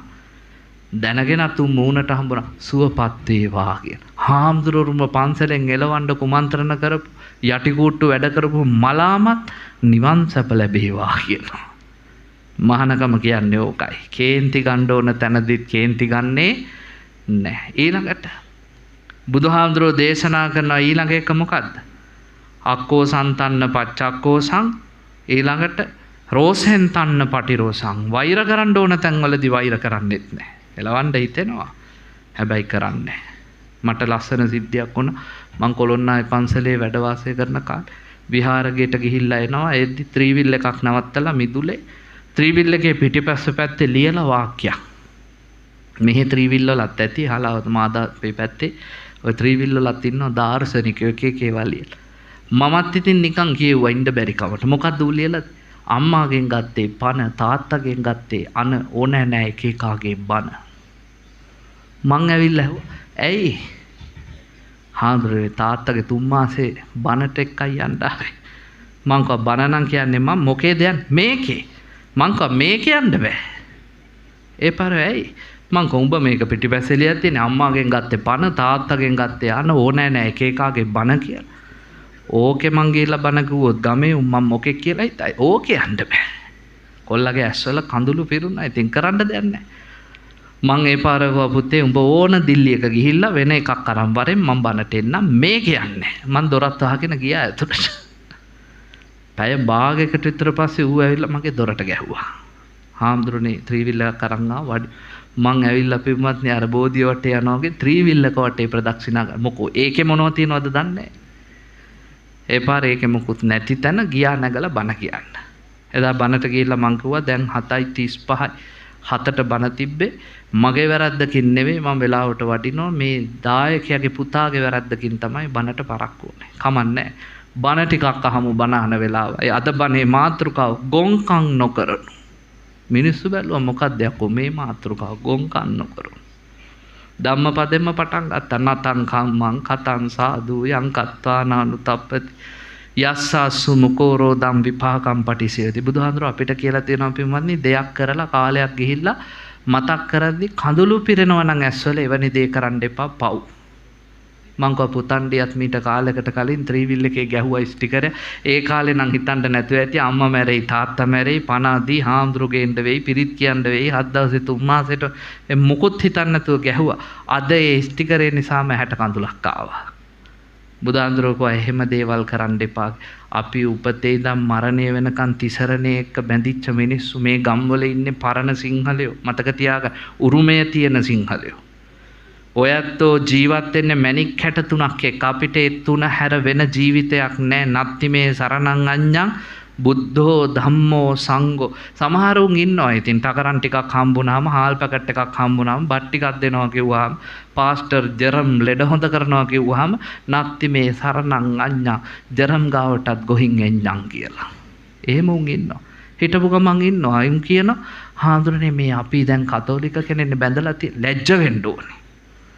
අඳුරේ ඉන්න මිනිස්සු ආලෝකයට එන්න උත්සාහ කරනවා මිසක් ආලෝකයේ ඉන්න උන් අඳුරට යන්නේ නැහැ. ඒ නිසා Tamanට ගෑණියක් හම්බුනහම මිනිහෙක් හම්බුනහම අඳුරේ ඉඳලා ආලෝකයේ ඉඳලා අඳුරට උන් ලැජ්ජ වෙන්න ඕනේ. අසංග ප්‍රේමන්ත පීරිස් මහත් හොඳ බෞද්ධේ. මම දවසක් අපේ මන්දි මොරටුවේ මොරටුමුල්ල සද්ධර්ම රාජ විහාරේ බණකට ගිහිල්ලා බණ කියන්න වඩිනවා දැන් හේවිසි ගහගෙන.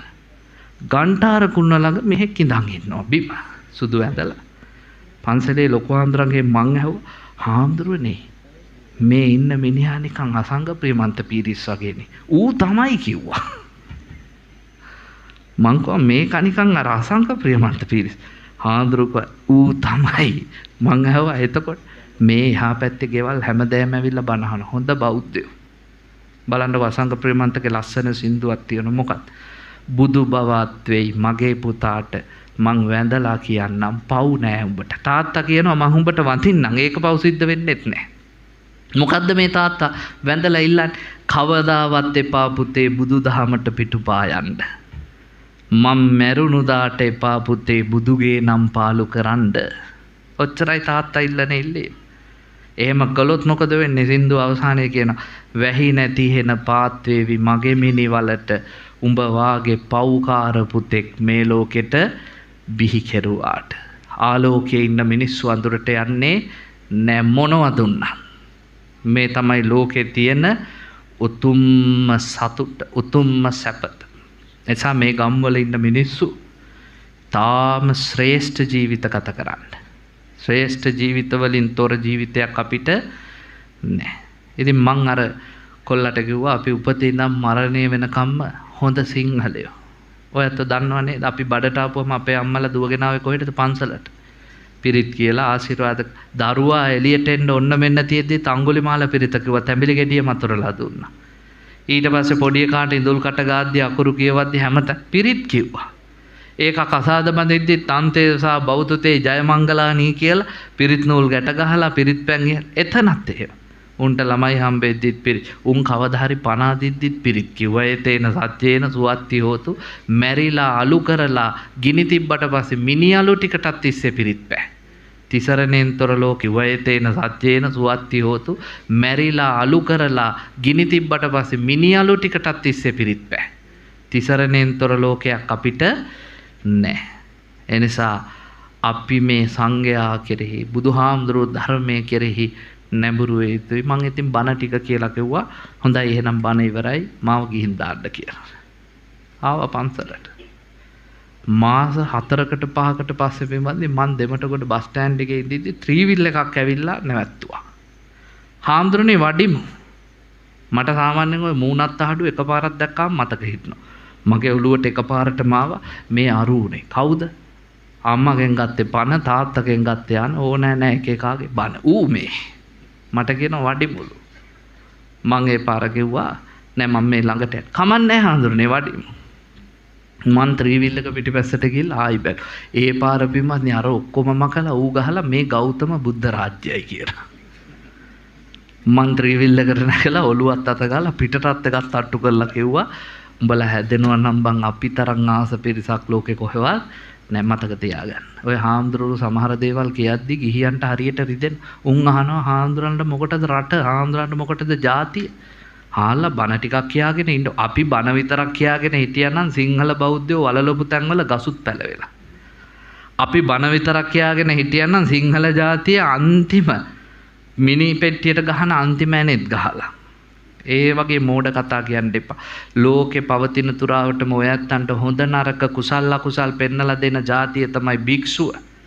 භික්ෂූන් කියලා පිරිසක් ඉන්න නම් බුද්ධ ආගම කියලා ආගමක් ඉතුරු වෙන්න ඕනේ. බුද්ධ ආගම කියලා ආගමක් ඉතුරු වෙන්න නම් සිංහල කියලා ජාතියක් තියෙන්න ඕනේ. සිංහල කියලා ජාතියක් තියෙන්න නම් ශ්‍රී ලංකාව කියලා රටක් අපිට තියෙන්න ඕනේ. ඒ නිසා හාමුදුරු කෙනෙක්ට මහානකමත් එක්ක ලැබෙන උරුමය තමයි රට, ජාතිය, සමහරලාට අපි ඕවා කතා කරද්දි මිනිස්සුගේ බණ කියාගෙන ඉන්නලු මේ දවස්වල එම හරියට කියන. මමත් ඔය ඉතින් සමහරලාට බණ වලට ගියාම කියන අනේ පින්වත්නි මටත් නිකන් මේ දවස්වල අන්දරේගේ කවි මතක් වෙනවා කියන. අන්දරේ කියලා තියෙනනේ ඔටුනු පැලඳ සිටියත් සිහසුනේ මත ඔබ ගොන් රජෙකි මේ මහ ගොන් රැළට හිත අද මිටු කුහක පාදඩකම් නිමක් නැත ඔබ වැනි අමනෙක් සිරිලක හිටියේ නැත. මං කියනවා ඉතින් අපිටත් මේ දවස්වල හිතෙන්නේ එහෙමයි. ජාතියක් නැහැ, ආගමක් නැහැ, සංස්කෘතියක් නැහැ, ධම්මයක් නැහැ, මොකවත් නැහැ. ඒසා මතක තියාගන්න හාමුදුරුවෝ තමන්ගේ සුඛ විහරණයට වැඩිය මිනිස්සු ගැන හිතන ජාතියක්. හාමුදුරුවෝ හැම තිස්සෙම කතා කරන්නේ ඒ නිසා. ඒක සිංහලයට තේරුම් ගන්න බැරි වුණාට කතෝලික පූජකෙක් මර්සලින් ජයකොඩිපියතුමා තේරුම් අරන් හිටියා. එතුමා ස්වර්ගස්ථ වෙන දවසේ දිනපොතේ ලියපු අවසාන කවිය ඔයත් කියවලා බලන්න. ඇත්තක් ඇති හැටියට කිව යුත්තේ සිවුරෙහි හෙළයේ අනුපන ඇත්තේ. සිවුරයි පනදී රට රැකගත්තේ අදත් නැහින්නේ මේ රට මැත්තේ. ඇයි මේ රටයි මිනිස්සුයි මැත්තේ හාමුදුරුවෝ ටික නැහෙන්නේ? අපි කන බත් ඇටයක් ගානේ ඔයත්තන්ගේ මහන්සියනේ අපිට. අපේ අම්මලා අපිට දීපු බත්වල හයිය දැන් අපේ ඇඟවල් වල නෑ. ඒවා ඉවරයි. මේ අහිංසක මිනිස්සුන්ගේ බත්වල හයියෙන් තමයි හාමුදුරුවෝ ටික වැඩේ. අපි සිවුරු පොරවද්දී අපිට එන්නේ ඔයත්තන්ගේ දහඩිය කඳුළු වල සුවඳ. ඔයත් හේන් කොටලා කුඹුරු කරලා කම්කරු රසාවල් කරලා මහන්සි වෙලා හම්බ වෙන සෝච්චම සිවුරු අරගෙන ගෙනලා අපිට පූජා කරලා අපිව ලස්සන කර. මේ සිවුරු වල අපිට එන්නේ ඔයත්තන්ගේ දහඩිය සුවඳ. අපි දාන සෙරපු කුට්ට හැමදේම අපිට එන්නේ අහිංසක මිනිසුන්ගේ දාඩි. ඒ නිසා අපි බැඳිලා ඉන්න ඔය ඇත්තොත් එක පරපටි බද්ධා මේ ජීවිකාති අබින්නම් පච්චවෙකිත. හාමුදුරුවෝ හැමතිස් මම අනුන් එක්ක බැඳිච්ච ජීවිතයක් ගත කරන කෙනෙක්. හාමුදුරන්ට කියන්න බෑ තොපේ දාන්නේ තොපිම තියාගනින් මට එපා තොපේ දා අපි උයාගෙන කන්න මොන පිස්සුද? බුදුහාමුදුරුවෝ අපිට කියලා තියෙන්නේ මිනිසුත් එක්ක බැඳිච්ච ඒ බැඳීම් කියලා කියන්නේ සසරට එන බැඳීම් නෙවෙයි. අහිංසක මිනිස්සු අපිට ආමිෂයෙන් උපකාර කරනවා නම් අපි ධර්මයෙන් උපකාර කළ යුතුමයි. හාමුදුරුවෝ මේ රටත් ජාතියත් ශාසනයත් හැමදේම රැක ගන්නයි උත්සාහය. එසා අර ගොන් කතා කියන්න එපා හාමුදුරලට මොකටද රට මොකද ටිබෙට් ජාතික ස්මහින්ද හාමුදුරුවෝ මොකද්ද සහන ලැබෙන තුරු සිංහල දීපයට ගහන ගැහිලි හමුවෙහි සිහවෙසින් සිට නහන රුපුන් නහමින් යම ඉදිරියට මහානකමත් බණ දහමත් එයයි මට. එනිසා මතක තියාගන්න ශ්‍රී ලංකාව කියලා එකක් නැති වුණොත් අපිට සිංහල කියලා ජාතියක් නැහැ. සිංහල ජාතියක් නැති වුණොත් බුද්ධ ආගම කියලා එකක් කොහොමත් නැහැ. බුද්ධ ආගම කියලා එකක් නැති වුණොත් හාමුදුරුවෝ කියලා කොටසක් ඇත්තේ නැහැ. හාමුදුරුවෝ නැති වුණොත් ඔය ඇත්තන්ට කවුද මේ හොඳ නරක ටික කියලා දෙන්නේ? කුසල අකුසල් ටික කියලා දෙන්නේ. ඒ නිසා ද්වේෂයෙන් බලන්න එපා. හාමුදුරුවෝ කියන්නේ වෛර කරන්න ඕන තැනදිත් වෛර නොකරන අය. තුන්වෙනි බණ්ඩන් තන්න පටිමණ්ඩති. හාමුදුරුවෝ කියන්නේ පෙරලගෙන ගහන්න ඕන තැන්වලදී නොගහ හිටපු අය. මොකද අපිටත් හිතෙනවා ඔය ඇත්ත නෑ කියලා හිතුවට සමහර ඔය ගිහියෝ කරන වැඩ දැක්කම මට නම් හිතිලා තියෙනවා කන පැලෙන්න දෙන්න ඕනේ කියලා. බෙල්ල කැඩෙන්න ගහන්න. හැබැයි ඉතින් මගෙන් කන පැලෙන්න කාපුන් කවුරුත් නැහැ. පත්තරේ එහෙම ඔය ඇත්ත දැකලා නැහැ නේද? කැලණියේ සාසනවංශ හිමියන් විසින් කන පලන ලදී කියලා දැකලා නැහැනේ පත්තරේ. මං එහෙම පලලා නැහැ. අනේ මේ අහිංසක හාමුදුරුවෝ පලලත් නෑ එහෙම කරන්නේ නැහැ. ඒක තමයි මහානකම කියන්නේ. ඔය ටික තියෙනකන් සාසනය රැකේ. හැබැයි ඉතින් හිතන්න එපා ඒක අපේ නෝන්ජල්කම කියලා. සමහරුන් හිතාගෙන ඉන්නවා අපිට බැරුව ඇති කියලා. මොකෝ බැරි. ඔයත්න්ට වැඩිය හොඳට අපිට පුළුවන්. ඔය ගෝවල් වල ඉන්න පිරිමින්ට ඔය පිරිමි හිටියට හයිය නැහැනේ පින්වත්නි. ඇයි හයිය නැහැ? උන් උදේ ඉඳන් රෑ වෙනකම් මහන්සි වෙලා වැඩ කළා කඹුරලා කුඹුරු කොටලා හේන් ගොවිතැන් කර හවස් වෙලා ගෙදර එනවා කියමු ගෑනු කඩේ යවලම මිනිස්සුම නාස්ති කරනවා. ඒ පාන් රත්තලක් අරන් එන්නකෝ. මිනිහා ගිහලා පාන් රත්තේ අරන් මගට ආයි කෝල් කළා දෙහි ගෙඩියකුත් අරන් එන්නකෝ. සම්බෝරේට උඹලකට කඩේ ගිහිල්ලාම නාකි වෙන જાතියන්නේ පිරිමි. අපේ පන්සලටත් තරුණ කොල්ලෝ එහෙම එනවා ශ්‍රී වික්‍රම රාජසිංහ ලස්සනට රැවුල් වල කොණ්ඩවල. අනේ කසාද මැද මාස 6 යද්දි ඒවත් සුදු වෙලා රැවුල් ගිහිල්ලා කොණ්ඩ මං අහුව මොකද බා? එහෙම තමයි හාමුදුරනේ පෞල් ජීවිතවල ඇති. නේද? ඉතින් වයසටත් වැඩි වුණා කියලා. නරකක් කියනවා නෙමෙයි. ගිහියන්ට කොහෙද පින්වත්නි හයි ලිංගික ක්‍රියාකාරකම් වලදීලා ළමයි හදලා ඔක්කොම කරලා උඹ පෝෂණය ඔයත්තන්ට නෙවෙයි හයිය තියෙන්නේ අපිට. අපිනේ හොඳම ටික වල දන්නේ බුදුහාමුදුරන්ට අග්‍රභාගයේ අපිට අවශේෂ කොටස චීස් බටර් වල දන්නේ අපි. හාමුදුරන්ට උපාසකම්මල ඔය ගෙවල් වල ඉන්න මිනිස්සුන්ට දිය කිරෙන් හදලා අපිට නිමිටි කිරි ටික පූජා කරේ. හයිය තියෙන්නේ අපිට. හැබැයි අපි ඒ හයිය අතපයේ හයිය පෙන්වන්න ගිය අය නෙවෙයි. කොසෝ රජුරෝ කියපු කතාවක් ඔයත්තන්ට කියලා දෙන්න. මේක තියෙන්නේ ධම්මචේතිය සූත්‍රේ. කොසෝ රජුරෝ බුදුහාමුදුරන්ට කියනවා ස්වාමීනි ඔබ වහන්සේගේ ශ්‍රාවකයෝ හට්ට පහට්ටා උදග්ගු දග්ගා අබිරත රූපා ජීනිතින්ද්‍රියා. බුදුහාමුදුරන්ගේ ශ්‍රාවකයෝ තුටු පහටුයි මසින් වැසී ගිය පිරිපුන් ශරීර නහරවැල් ඇටකොටු මතුවෙලා නැහැ. රන් කඳන් වගේ බබලනවා. ඔද වැඩි ගිය ශරීර තියෙන දැක්කහම තේරෙනවා සතුටින් ඉන්නයි. ඔන්න බුද්ධ ශ්‍රාවකයෝ දැන් නම් මිනිස්සුක පටලවගෙන ඉන්නේ. දැන් උන් එහෙම අහමුදුරෝ දැක්කා ඕන් කාලා තෙලේ බලාපල්ලකෝ කියලා බයිනෝ.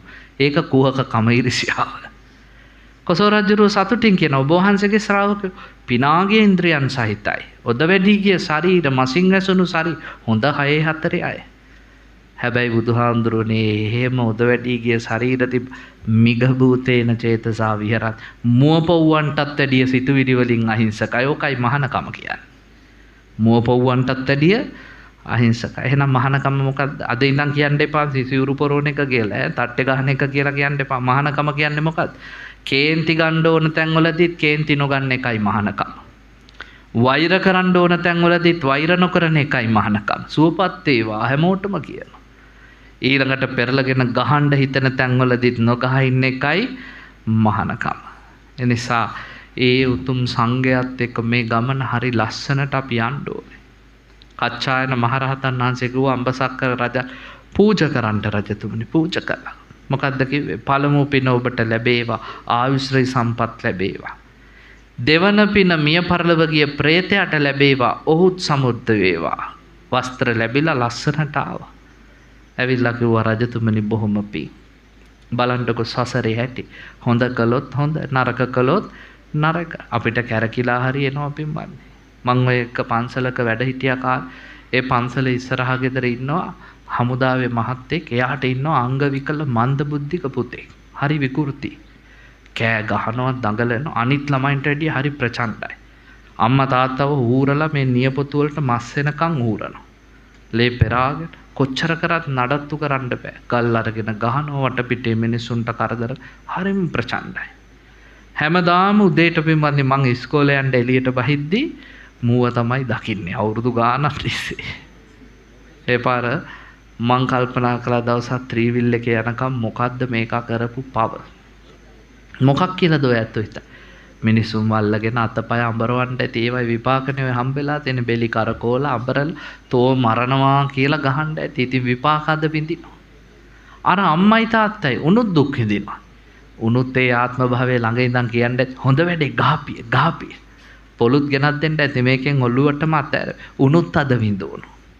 ඉතින් මං කල්පනා කරනවා හත්තලා මම මේ අහක ඉඳගෙන මමත් හැමදාම මුන්ගේ කෝලම් බල දුක් වෙනවා.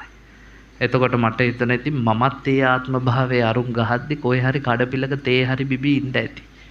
මාත් ඒක දැකලා කියන්න ඇති කමන්නේ ඔය වගේ උන්ට ගහන්නමයි සාදු සාදු ගහපන්. මාත් ඒක අනුමෝදන් වුණා. දැන් ඉතින් කාලවරෙන් මටත් හම්බ වෙනවා ඌව බලන් ඉන්න ඕනේ මාත් හැමදාම. කර්මපත කියන ගැලවෙන්න පුළුවන් බෑ. ගෙවන්න තියනවා නම් කර්මයක් ගෙවලා ඉවර කරන්නම ඕන. ඔයත්ගේ කර්ම පස්සෙන් ඇවිල්ලා නැද්ද? මගේ නම් ඇවිල්ලා තියෙනවා. ඇවිල්ලා නැද්ද ඔයත්ගේ? ඔයත්තුන්ගේ පස්සෙන් එනවා. ඔයත්තු කර්මත් උරුම කරගෙන ඉන්නේ. සමහරුන්ට කර්ම හම්බෙලා ගෑණි වෙලා. පෝරුවට නගලා තැලි බන්දලා ඔසරිය අන්දලා ගෙනත් තියන්නේ කර්මෙ උන් දන්නේ උන් උරුමේ කියලා හිතන් ඉන්නවා. සමහරුන්ට මිනිහා වෙලා හම්බෙලා තියෙන්නේ කර්මේ. සමහරු ඇවිල්ලා කියනවා පන්සල් වලට උපාසකම් මගේ කර්මෙට හම්බුනේ හාමුදුරනේ කියලා. කර්මෙන්ද පුළුවන්. අපේ පන්සලේ හවසට අතුපතු ගන්න ආව ඔය සෙට් එක. ඕකේ හිටිය තරුණ කෙල්ලක් හරි අහිංසකයි ලස්සනයි. දවසක් පින්වත්නි මෝටර් සයිකලයකින් කොල්ලෙක් ඇවිල්ලා ගේට්ටුව ළඟ ඉඳන් අර කෙල්ලගේ නම කියලා කෑ ගැහුවා. ගැහි ගියේ. මං ඒ පාර කෙල්ල කතා කරලා කුටු ගා මොනවා හරි කියලා බයිසිකලෙත් ගියාට පස්සේ කෙල්ල ආවම ඇහුවා කවුද? ඒ පාර කිව්වා ස්වාමීන් වහන්සේ මං යාළු වෙලා ඉන්න කොල්ල මං කෝ හප්පේ මේ ගමේ ඉන්න නසරානි මේකෙක්. ඕකව නම් බඳින්න එපා කියලා. ඒ පාර කෙල්ල කියනවා නෑ ස්වාමීන් වහන්සේ මට ගැළපෙනම කෙනා. නසරානි මේකෙක් කියලා කිව්වයි අපි දන්නවනේ ගමේ උන්ගේ හැටි මේ පන්සලේ හාමුදුරුවෝ දන්නවනේ මෙහි ඉන්න උන්ගේ කැරැට්ටුව. ඉතින් හාමුදුරුවෝ ගමේ ගිහිල්ලා ඩේටා එකතු කරන්නේ නැහැ ඩේටා පන්සල් එනවා. අපෙත් එහෙම තමයි. මං ගමේ ගිහිල්ලා ඩේටා කලෙක්ට් කරන්නේ නැහැ. හැබැයි ඉතින් මට කියන්න පුළුවන් වෙනවා සෝමදාසගේ එකා කොහොමද? සෝමාවතිගේ එකා කොහොමද? අනුලගේ එකා කොහොමද? ක්‍රියාකාන්තිගේ එකා කොහොමද? ස්වර්ණගේ එකා මම දන්නවා. ඩේටා එකතු කරලා නෙවෙයි ඩේටා පන්සල් ඇවිල්ලා. අපි ගාව තියෙන හොඳ ඩේටා කලෙක්ෂන් එකක්. උන් චරිතසාධක කිල්ලුවම ඉතින් අපි දන්නවා දෙන්න ඕනේ චරිතසාධක නම්බර් 1ද නම්බර් 2ද නම්බර් 3ද නම්බර් 4ද 5ද කියලා. චරිතසාධකෙ තියෙනවා වර්ග. හැමෝටම එකම එක දෙන්නේ නැහැ. නම්බර් 1 කියලා එකක් තියෙනවා 2 කියලා එකක් තියෙනවා 3 කියලා එකක් තියෙනවා. එහෙම තමයි කැරක්ටර් අපි දන්නවා. දන්න නිසා මං ගෝ අපෝ එපා නසරානි මේකේ කෙල්ල මට කියනවා අනේ නෑ ස්වාමීන් වහන්සේ මට ගැළපෙනම කෙනා. එතනින් එහාට අපිට කතා නැහැ. මං කෝ එහෙනම් කමන්නේ පරිස්සමෙන්. සති 3ක් ගියේ නෑ මං ওই පටිගත කිරීමක් කරලා රූපවාහිනිය ඇවිල්ලා පන්සලෙන් බහිනවා වාහනේ.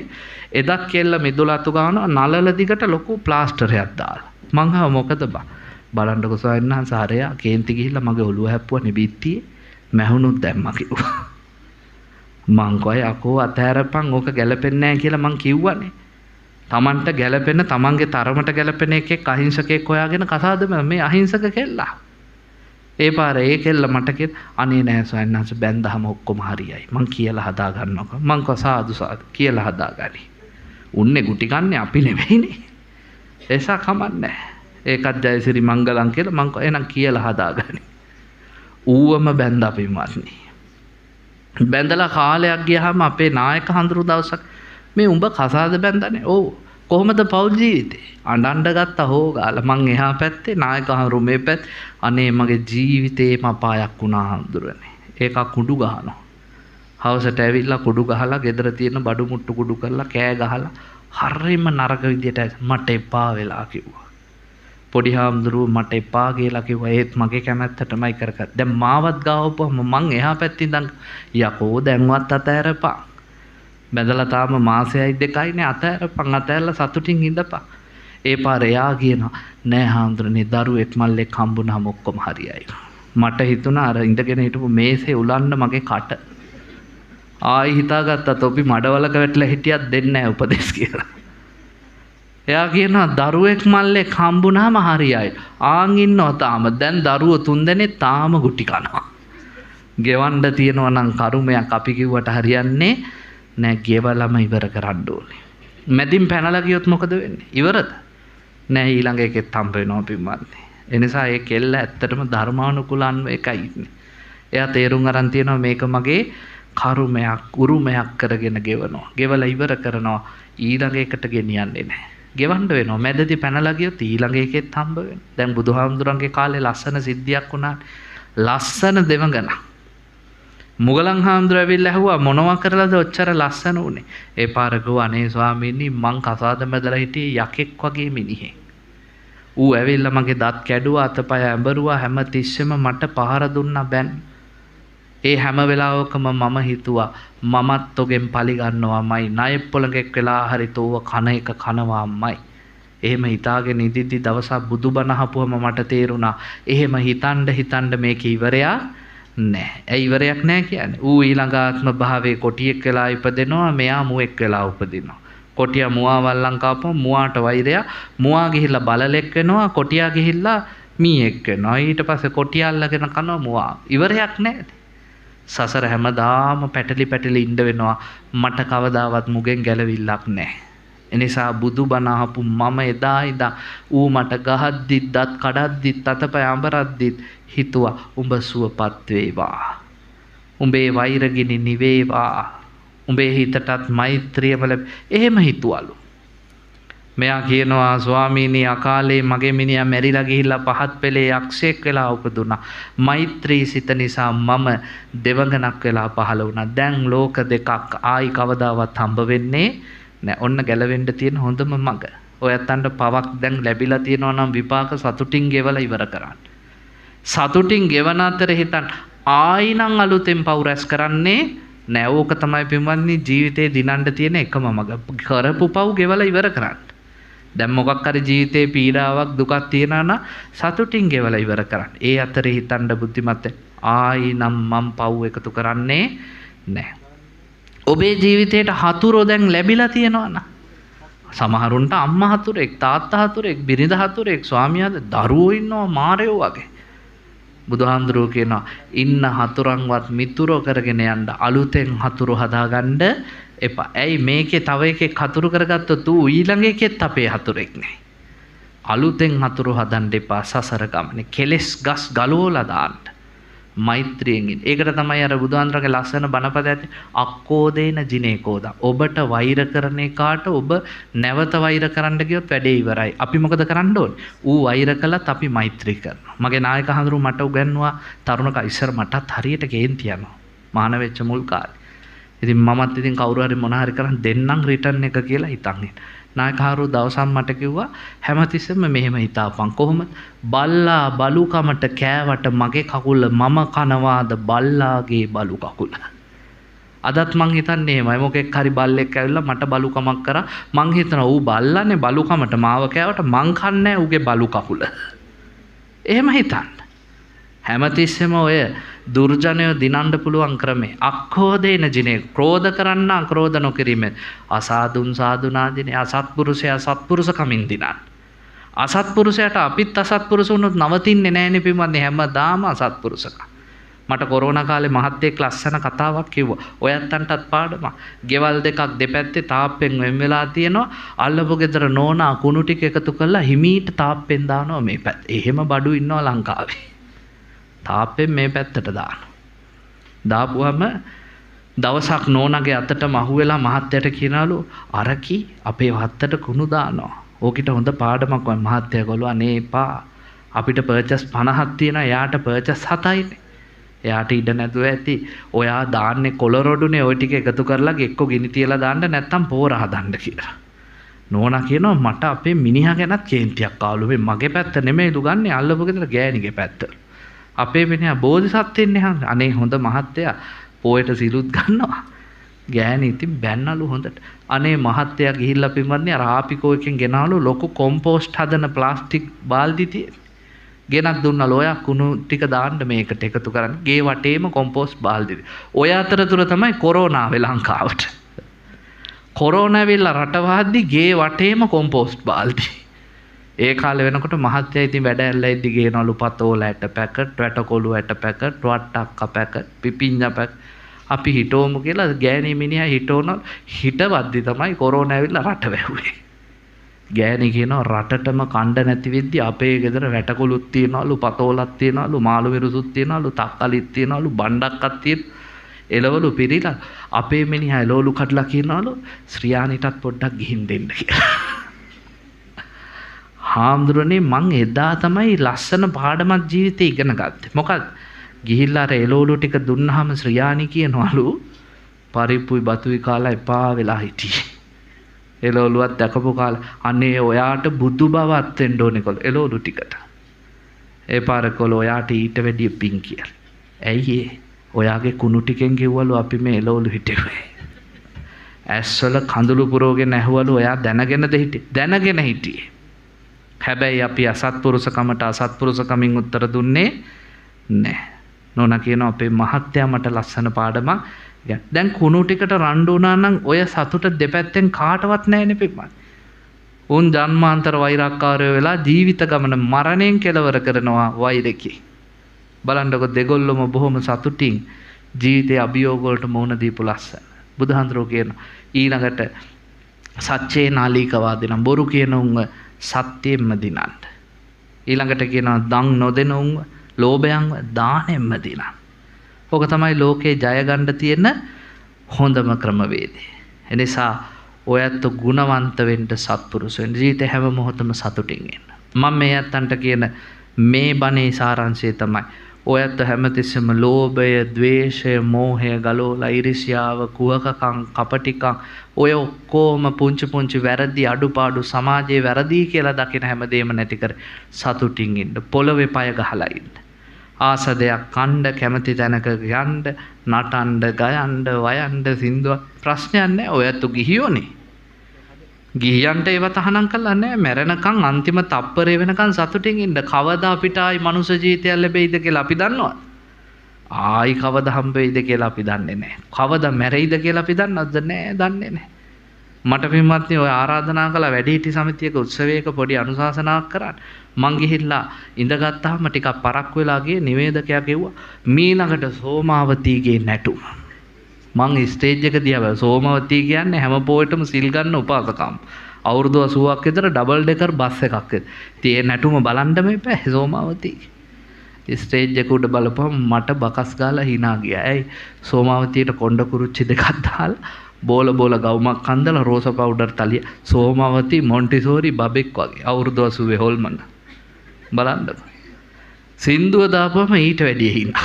දඟ කරන අහපැන්චත් මං වගේ හොඳ වෙලාවට මේ අපිට යන තැන වටාපතක් තියෙන මූණ වහගෙන මං දැන් hinaව. එන්ජින් එක ස්ටාර්ට් කරා වගේ මම hina වෙනවා. සෝමාවතී නටන අහපැන්චක් ගුවාම අර කන් දෙකත් මෙහෙම තියාගෙන ස්ටේජ් එකේ එහෙට පයින්නවා මෙහෙට පයින්. එහා පැත්තේ ග්‍රාම සේවක මහත්තයා හිටියේ මං තට්ටු කළා කිව්වා කොයි එකටත් තමසේ 1990 ගහනවා කියලා. මොකද කොයි වෙලේ මේ හාපැන්චි වැටෙයිද දන්නේ නැහැ ස්ටේජ් එකේ. වැටුනොත් ඉවරයි අවුරුදු 80ක් විතර. හැබැයි මතක තියාගන්න එයා සින්දුව ඉවර වෙනකම්ම නැටුවා. නටලා මොකද කළේ? අර වේදිකාව ඉස්සරහට ඇවිල්ලා ඔළුව නවලා මිනිස්සු අප්පුඩි ගහපුවම ගියා. බලන්න මෙහෙත් නැද්ද වැඩිහිටි සමිතිය? පටන් ගන්න එක. පන්සලේ හාමුදුරන්ට කියලා හොඳ ඒවා බලා ගන්න පුළුවන්.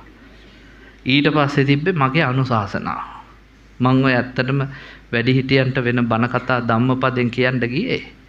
මං ඒ පාර කිව්ව සභාවට අද මං කතාවේ මාතෘකාව වෙනස් කරනවා. අද මාතෘකාව සෝමවතී. අද මේ කතාව මං කිව්වා ඔය ඇත්තොත් සෝමවතී වගේ වෙන්න. ඇයි? සෝමවතී හැම පොයටම සිල් ගන්න. පන්සලේ බණක් තිබ්බොත් ඉස්සරහැම ඉඳගන්නේ සෝමවතී අම්මා. ඊළඟට පන්සලට ආපුවම අතුපතු ගාලා ගිලම්පස ටික ඔක්කොම තියලා වත් පිළිවෙත් ටික කරලා අන්තිමට වෙනකම් ඉඳලා මල් ටිකක් අස් කරලා යන්නේ සෝමවතී. පන්සලේ කටින පින්කමේ පෙරමුණ ගන්නේ සෝමවති සාදුකාර දිදි කොල්ලන්ට කෙල්ලන්ට එහෙම කියන යකෝ කට ඇරලා සාදු කියපියව අපි තරුණ කාලේ කරපුවා උඹලා හිතන්නේවත් නැහැ. සාදු කියාපියව කිය ඒකෙත් පෙරමුණ. වන්දනා ගමනක් ගියොත් බස් එක දෙක කරනවා. බස් 3-4ක් යද්දි හාමුදුරුවෝ කියන සෝමවතිය දාන්න අපේ බස් එකට කියලා. ඇයි බස් එක දෙක කරනවා සෝමවති. හැමතැනම ඔය එක වතාවක මට ලොකු පුතා කිව්වා හාමුදුරුවනේ මගුල් ගේක ගියා වසලැජ්ජයි කිව්වා අපේ අම්මත් එක්ක. මං හැවයි කියලා. අවුරුදු 25ක විතර කොල්ලෙක් අල්ලගෙන නටනවා යමන් කියලා කිව්වත් කියනවලු තව පොඩ්ඩක් හිටපන් හෝල් එක වහන්නේ 4ට කියලා. සෝමවති නටනවලු පිස්සු ඇදිලා වගේ.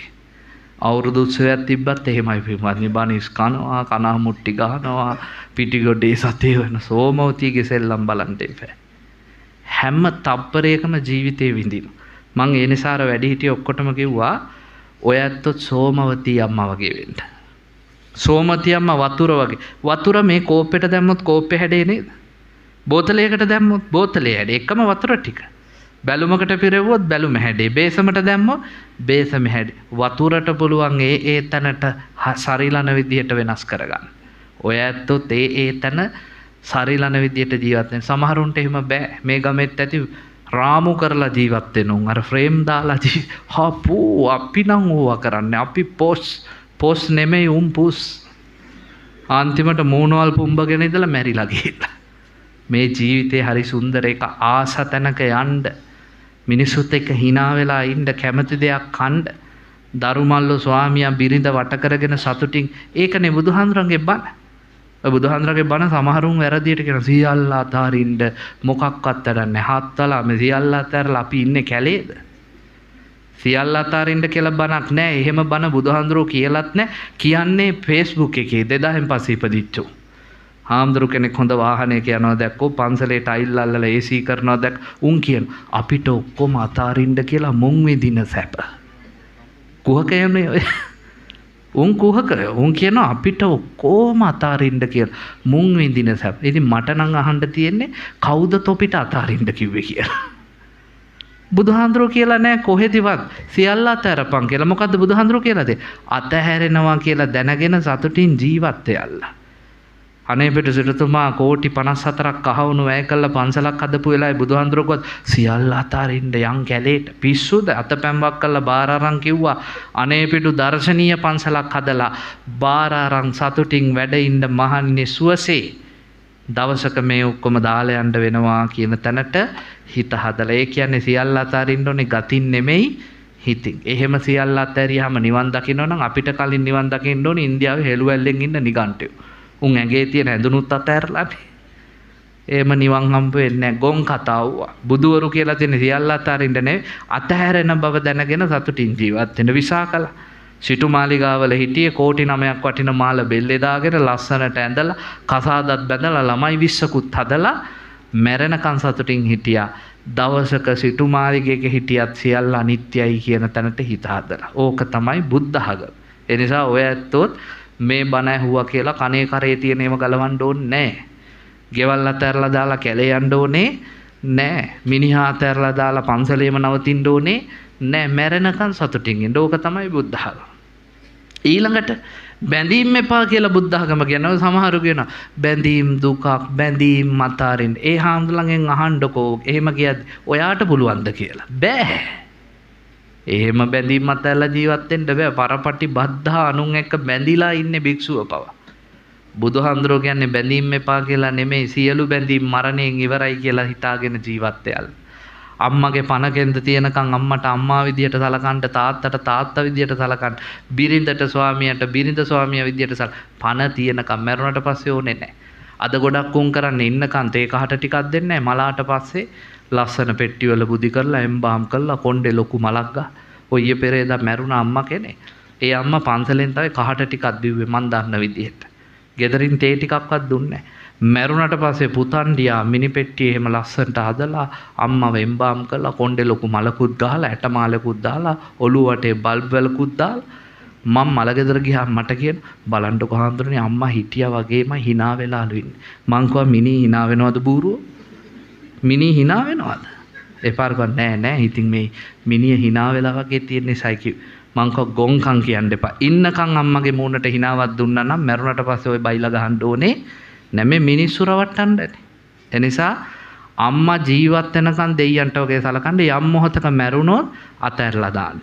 මැරුණට පස්සේ පින්වත්නි එතන දර කොටයක් විතරයි ඉතුරු උනේ. වෙන මොකවත් නැහැ. බුදුහාඳුරගේ ධර්මයේ ඒක චුද්ධෝ අපේත විඥානං ශරීරයෙන් විඥාන එළියට ගියාම නිරත්තංව කලින්ගරං මේක වැඩකට නැති දර කොටයක් විතරයි. ඒ දර කොටයක ඉන්නට දැම්මොත් පිච්චිලා අලු වෙලා යනවා. පසට යට කරොත් පස් වෙලා විනාශ වෙලා යන දර කොට වලට සලකන්න එපාද. ගොඩක් උන් දර කොට වලටනේ ඔසරිය අන්දන්නේ.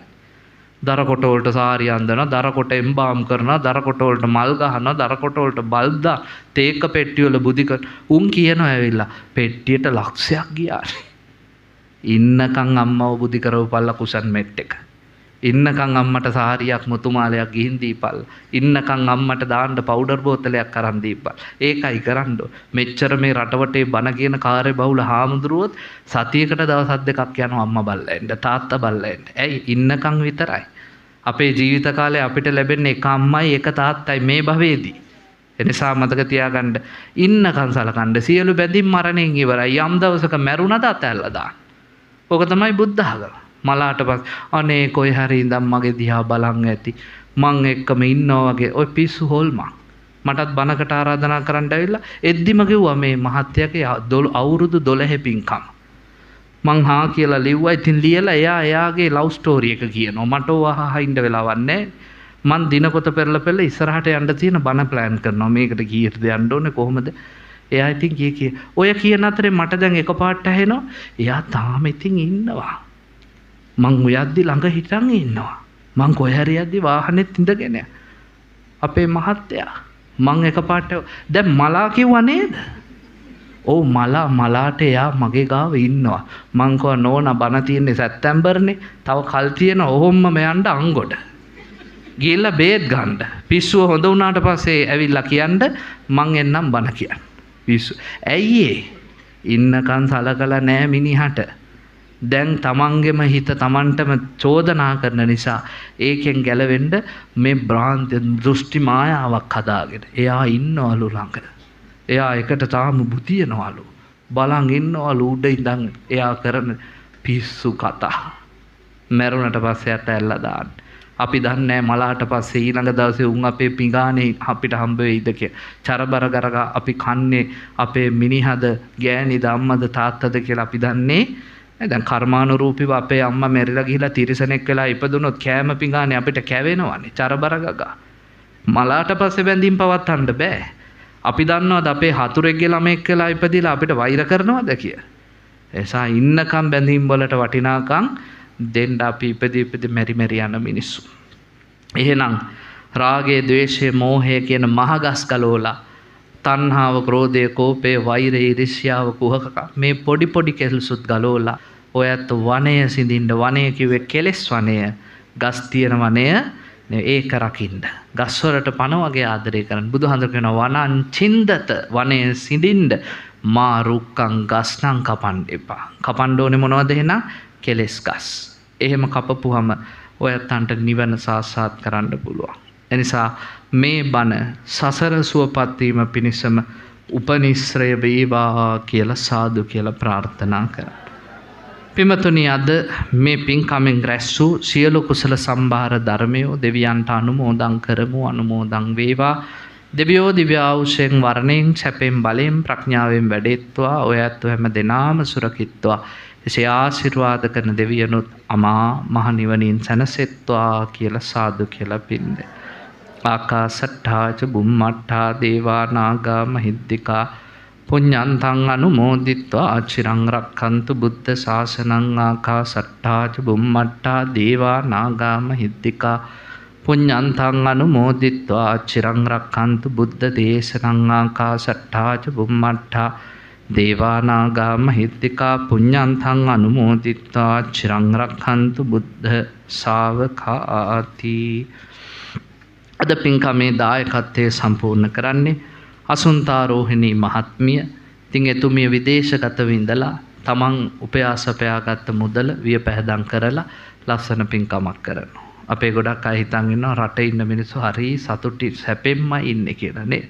දුක් විඳලා තමන්ගේ දහඩිය කඳුළු වගුරුවලා එතුමිය හම්බ කරන මුදල් ශාසනික අභිවෘද්ධිය පිණිස පින්දහම් කිරීම පිණිස යොමු කරනවා. එනිසා ඒ හරි අමාරු ජීවිත පින්වන්දේ ඔයත් ගිහිල්ලා ඉඳලම බලන්න ඕනේ නේ. දුක කියන්න කෙනෙක් නැහැ, වේදනාව පිට කරගන්න විදියක් නැහැ.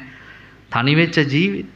නමුත් ඒ ඇත්තෝ කොහොම හරි තමන්ගේ හිත ශක්තිමත් කරගෙන කර්තව්‍යයන් ඉටු කරලා ඒවට අවශ්‍ය වැටුප් ලබාගෙන තමන්ගේ වැටුපින් දරු පවුලුත් පෝෂණය කරගෙන තමන්ගේ ජීවිතයට අවශ්‍ය කරන පිනුත් රැස් කරගන්න වෙලාව.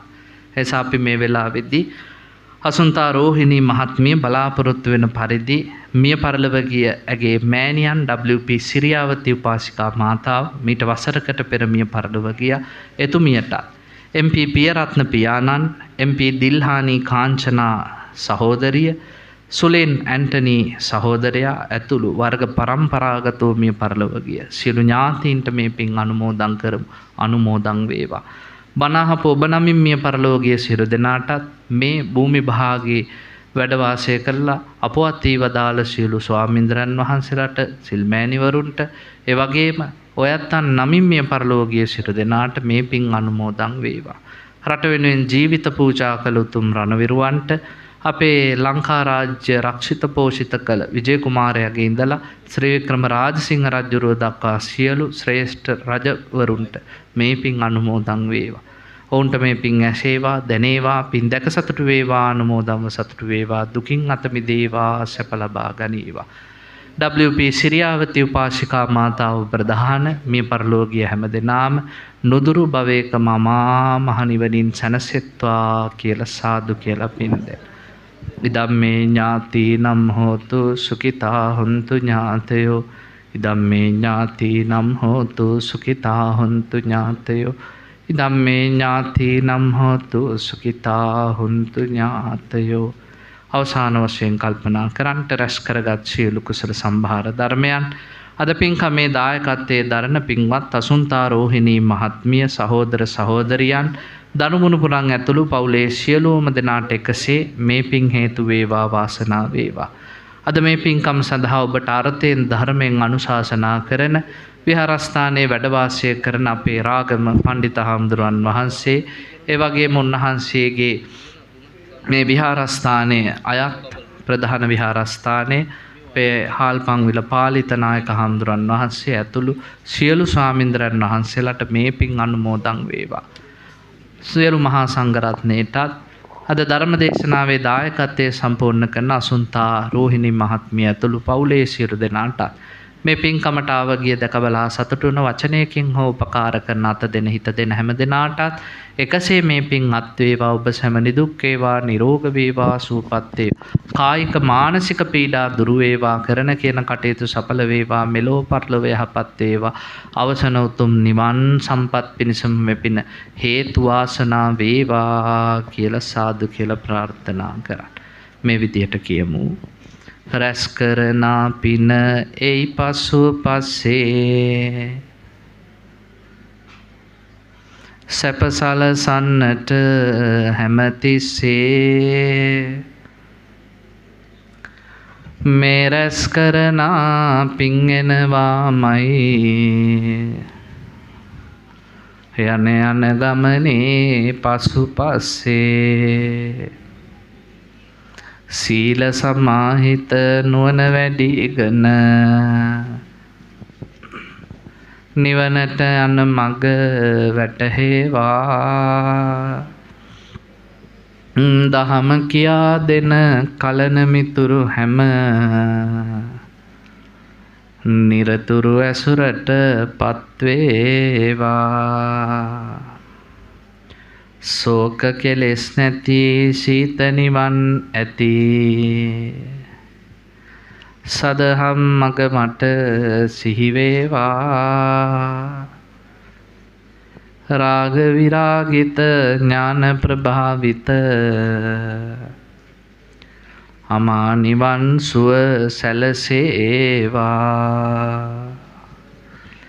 දෝත තබා හිස සාදු කියන්ටයි සීත නිවන් සැප මට ලැබ ගන්ටයි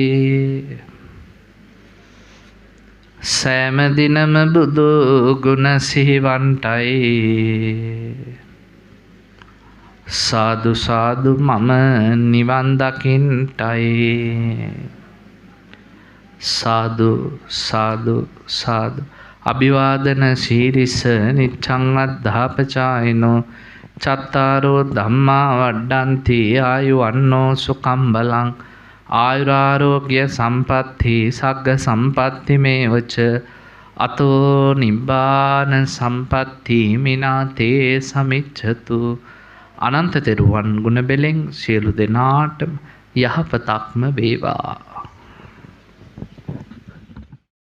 සිදුවටින් විසේ අපට මෙලොව පරලොව ජීවිතේ සපවත් සුවපත් භාවයට පත් කර ගැනීම සඳහා උතුම් නිවන් අවබෝධ කර ගැනීම පිණිස අපගේ පින්වත් අති ගෞරවනීය වන්දනීය පූජනීය වැල්කඩ මුල්ල අභයාරාම විහාරාධිපති කොළඹ අශෝක විද්‍යාලයේ නියෝජ්‍ය විදුහල්පති ශාස්ත්‍රපති රාජකීය පඬිත අතිගාමීය නම කියන්ට අවසරයි කැලණිය සසනවංශ ස්වාමීන් වහන්සේ විසින් මෙතෙක් වේලා උතුම් ධර්ම දේශනා පින්කම ඉෂ්ට සිද්ධ කරනු ලැබුවා. ඒ රැස් කරගත් සියලු කුසලාන් සංසයන් තුරන්ගේ බෝධීන් වහන්සේගේ ආශිර්වාද බලයෙන් ඒ උතුම් ධර්ම දාන පින්කමේ ආනුභව බලයෙන් අපගේ ගෞරවනීය ලොකු ස්වාමීන් වහන්සේට ඒ රැස් කරගත් පින්වල ආශිර්වාද බලයෙන් නිදුක් නිරෝගී සම්පන්නිය දීර්ඝායුෂ චිරජීවනයේ සැලසේවා. අපගේ ස්වාමීන් වහන්සේට ශාසනයේ ඉදිරි කටයුතු සාර්ථක කරගන්නට ශක්තිය ධෛර්යය තුරුවන්ගේ පීඨ ආශිර්වාදයේ සරණ ලැබේවා. අපගේ ගෞරවනීය ස්වාමීන් වහන්සේට ප්‍රාර්ථනා කරන බෝධිදී මේ ගෞතම බුදු සසුනේදීම උතුම් නිවන් අවබෝධ කරගන්නට මේ සිළු පිපේ හේතු වාසනා වේවා වෙත්වා කියලා සිළු පින්තුන් සාදු කියලා ප්‍රාර්ථනා කරමු. ඒ වගේම අපගේ පින්වත් ලොකු ස්වාමීන් වහන්සේව මෙලොවට දීකරා වූ ඒ දෙමව්පියන් වන අම්මාටත් ඒ වගේම ස්වාමීන් වහන්සේගේ තාත්තාටත් විසු ජීවත් වෙලා ඉන්න ඒ සියලුම දෙමව්පියන්ට නිදුක් නිරෝගී සම්පන්නිය දීර්ඝායුෂ චිරජීවනයේ සැලසේවා වෙත්වා කියලා සාදු කියලා ප්‍රාර්ථනා කරමු. ඒ වගේම අපගේ පින්වත් ස්වාමීන් වහන්සේ නමින් ඒ ස්වාමීන් වහන්සේගේ පවුල්වල සහසම්බන්ධ වුණ මිය යට යෙදුණු සියලුම ඥාතීන්ගේ ප්‍රාණකාරයන්ට මේ උතුම් පින්වල අනුභව බලයෙන් සුගතගාමී තැන්වල උප්පත්ති ලබන්නට මේ ගෞතම බුදු සසුනේදී උතුම් චතුරාර්ය සත්‍ය ධර්මය අවබෝධ කරගෙන නිවන් අවබෝධ කරගන්නට ඒ සිල් ඥාතීන්ගේ ප්‍රාණකාරයන්ට මේ සිළු පිපෙත් හේතු වාසනා වේවා වෙත්වා අනුමෝදන් කරමි අනුමෝදන් වේවා වෙත්වා කියලා සාදු කියලා ප්‍රාර්ථනා කරමු. ඒ වගේම උතුම් පින්කමට පැමිණි සියලුම සදෑවත් පින්වතුන්ට අප ගම ඇතුළු අවුට සියලු ගම් වලින් පැමිණි සියලුම සදෑවත් පින්වතුන්ට ඒ රැස් කරගත් සියලු කුසලාන් සංසබලේ නිදුක් නිරෝගී සම්පන්නිය දීර්ඝායුෂ චිරජීවනයේ සැලසේවා. කරන කියන සෑම කටයුත්තක්ම සර්ව ප්‍රකාරම සාර්ථක වේවා වෙත්වා කියලා සාදු කියලා ප්‍රාර්ථනා කරගන්නු සියලු දෙනාට තෙරුවන් සරණයි.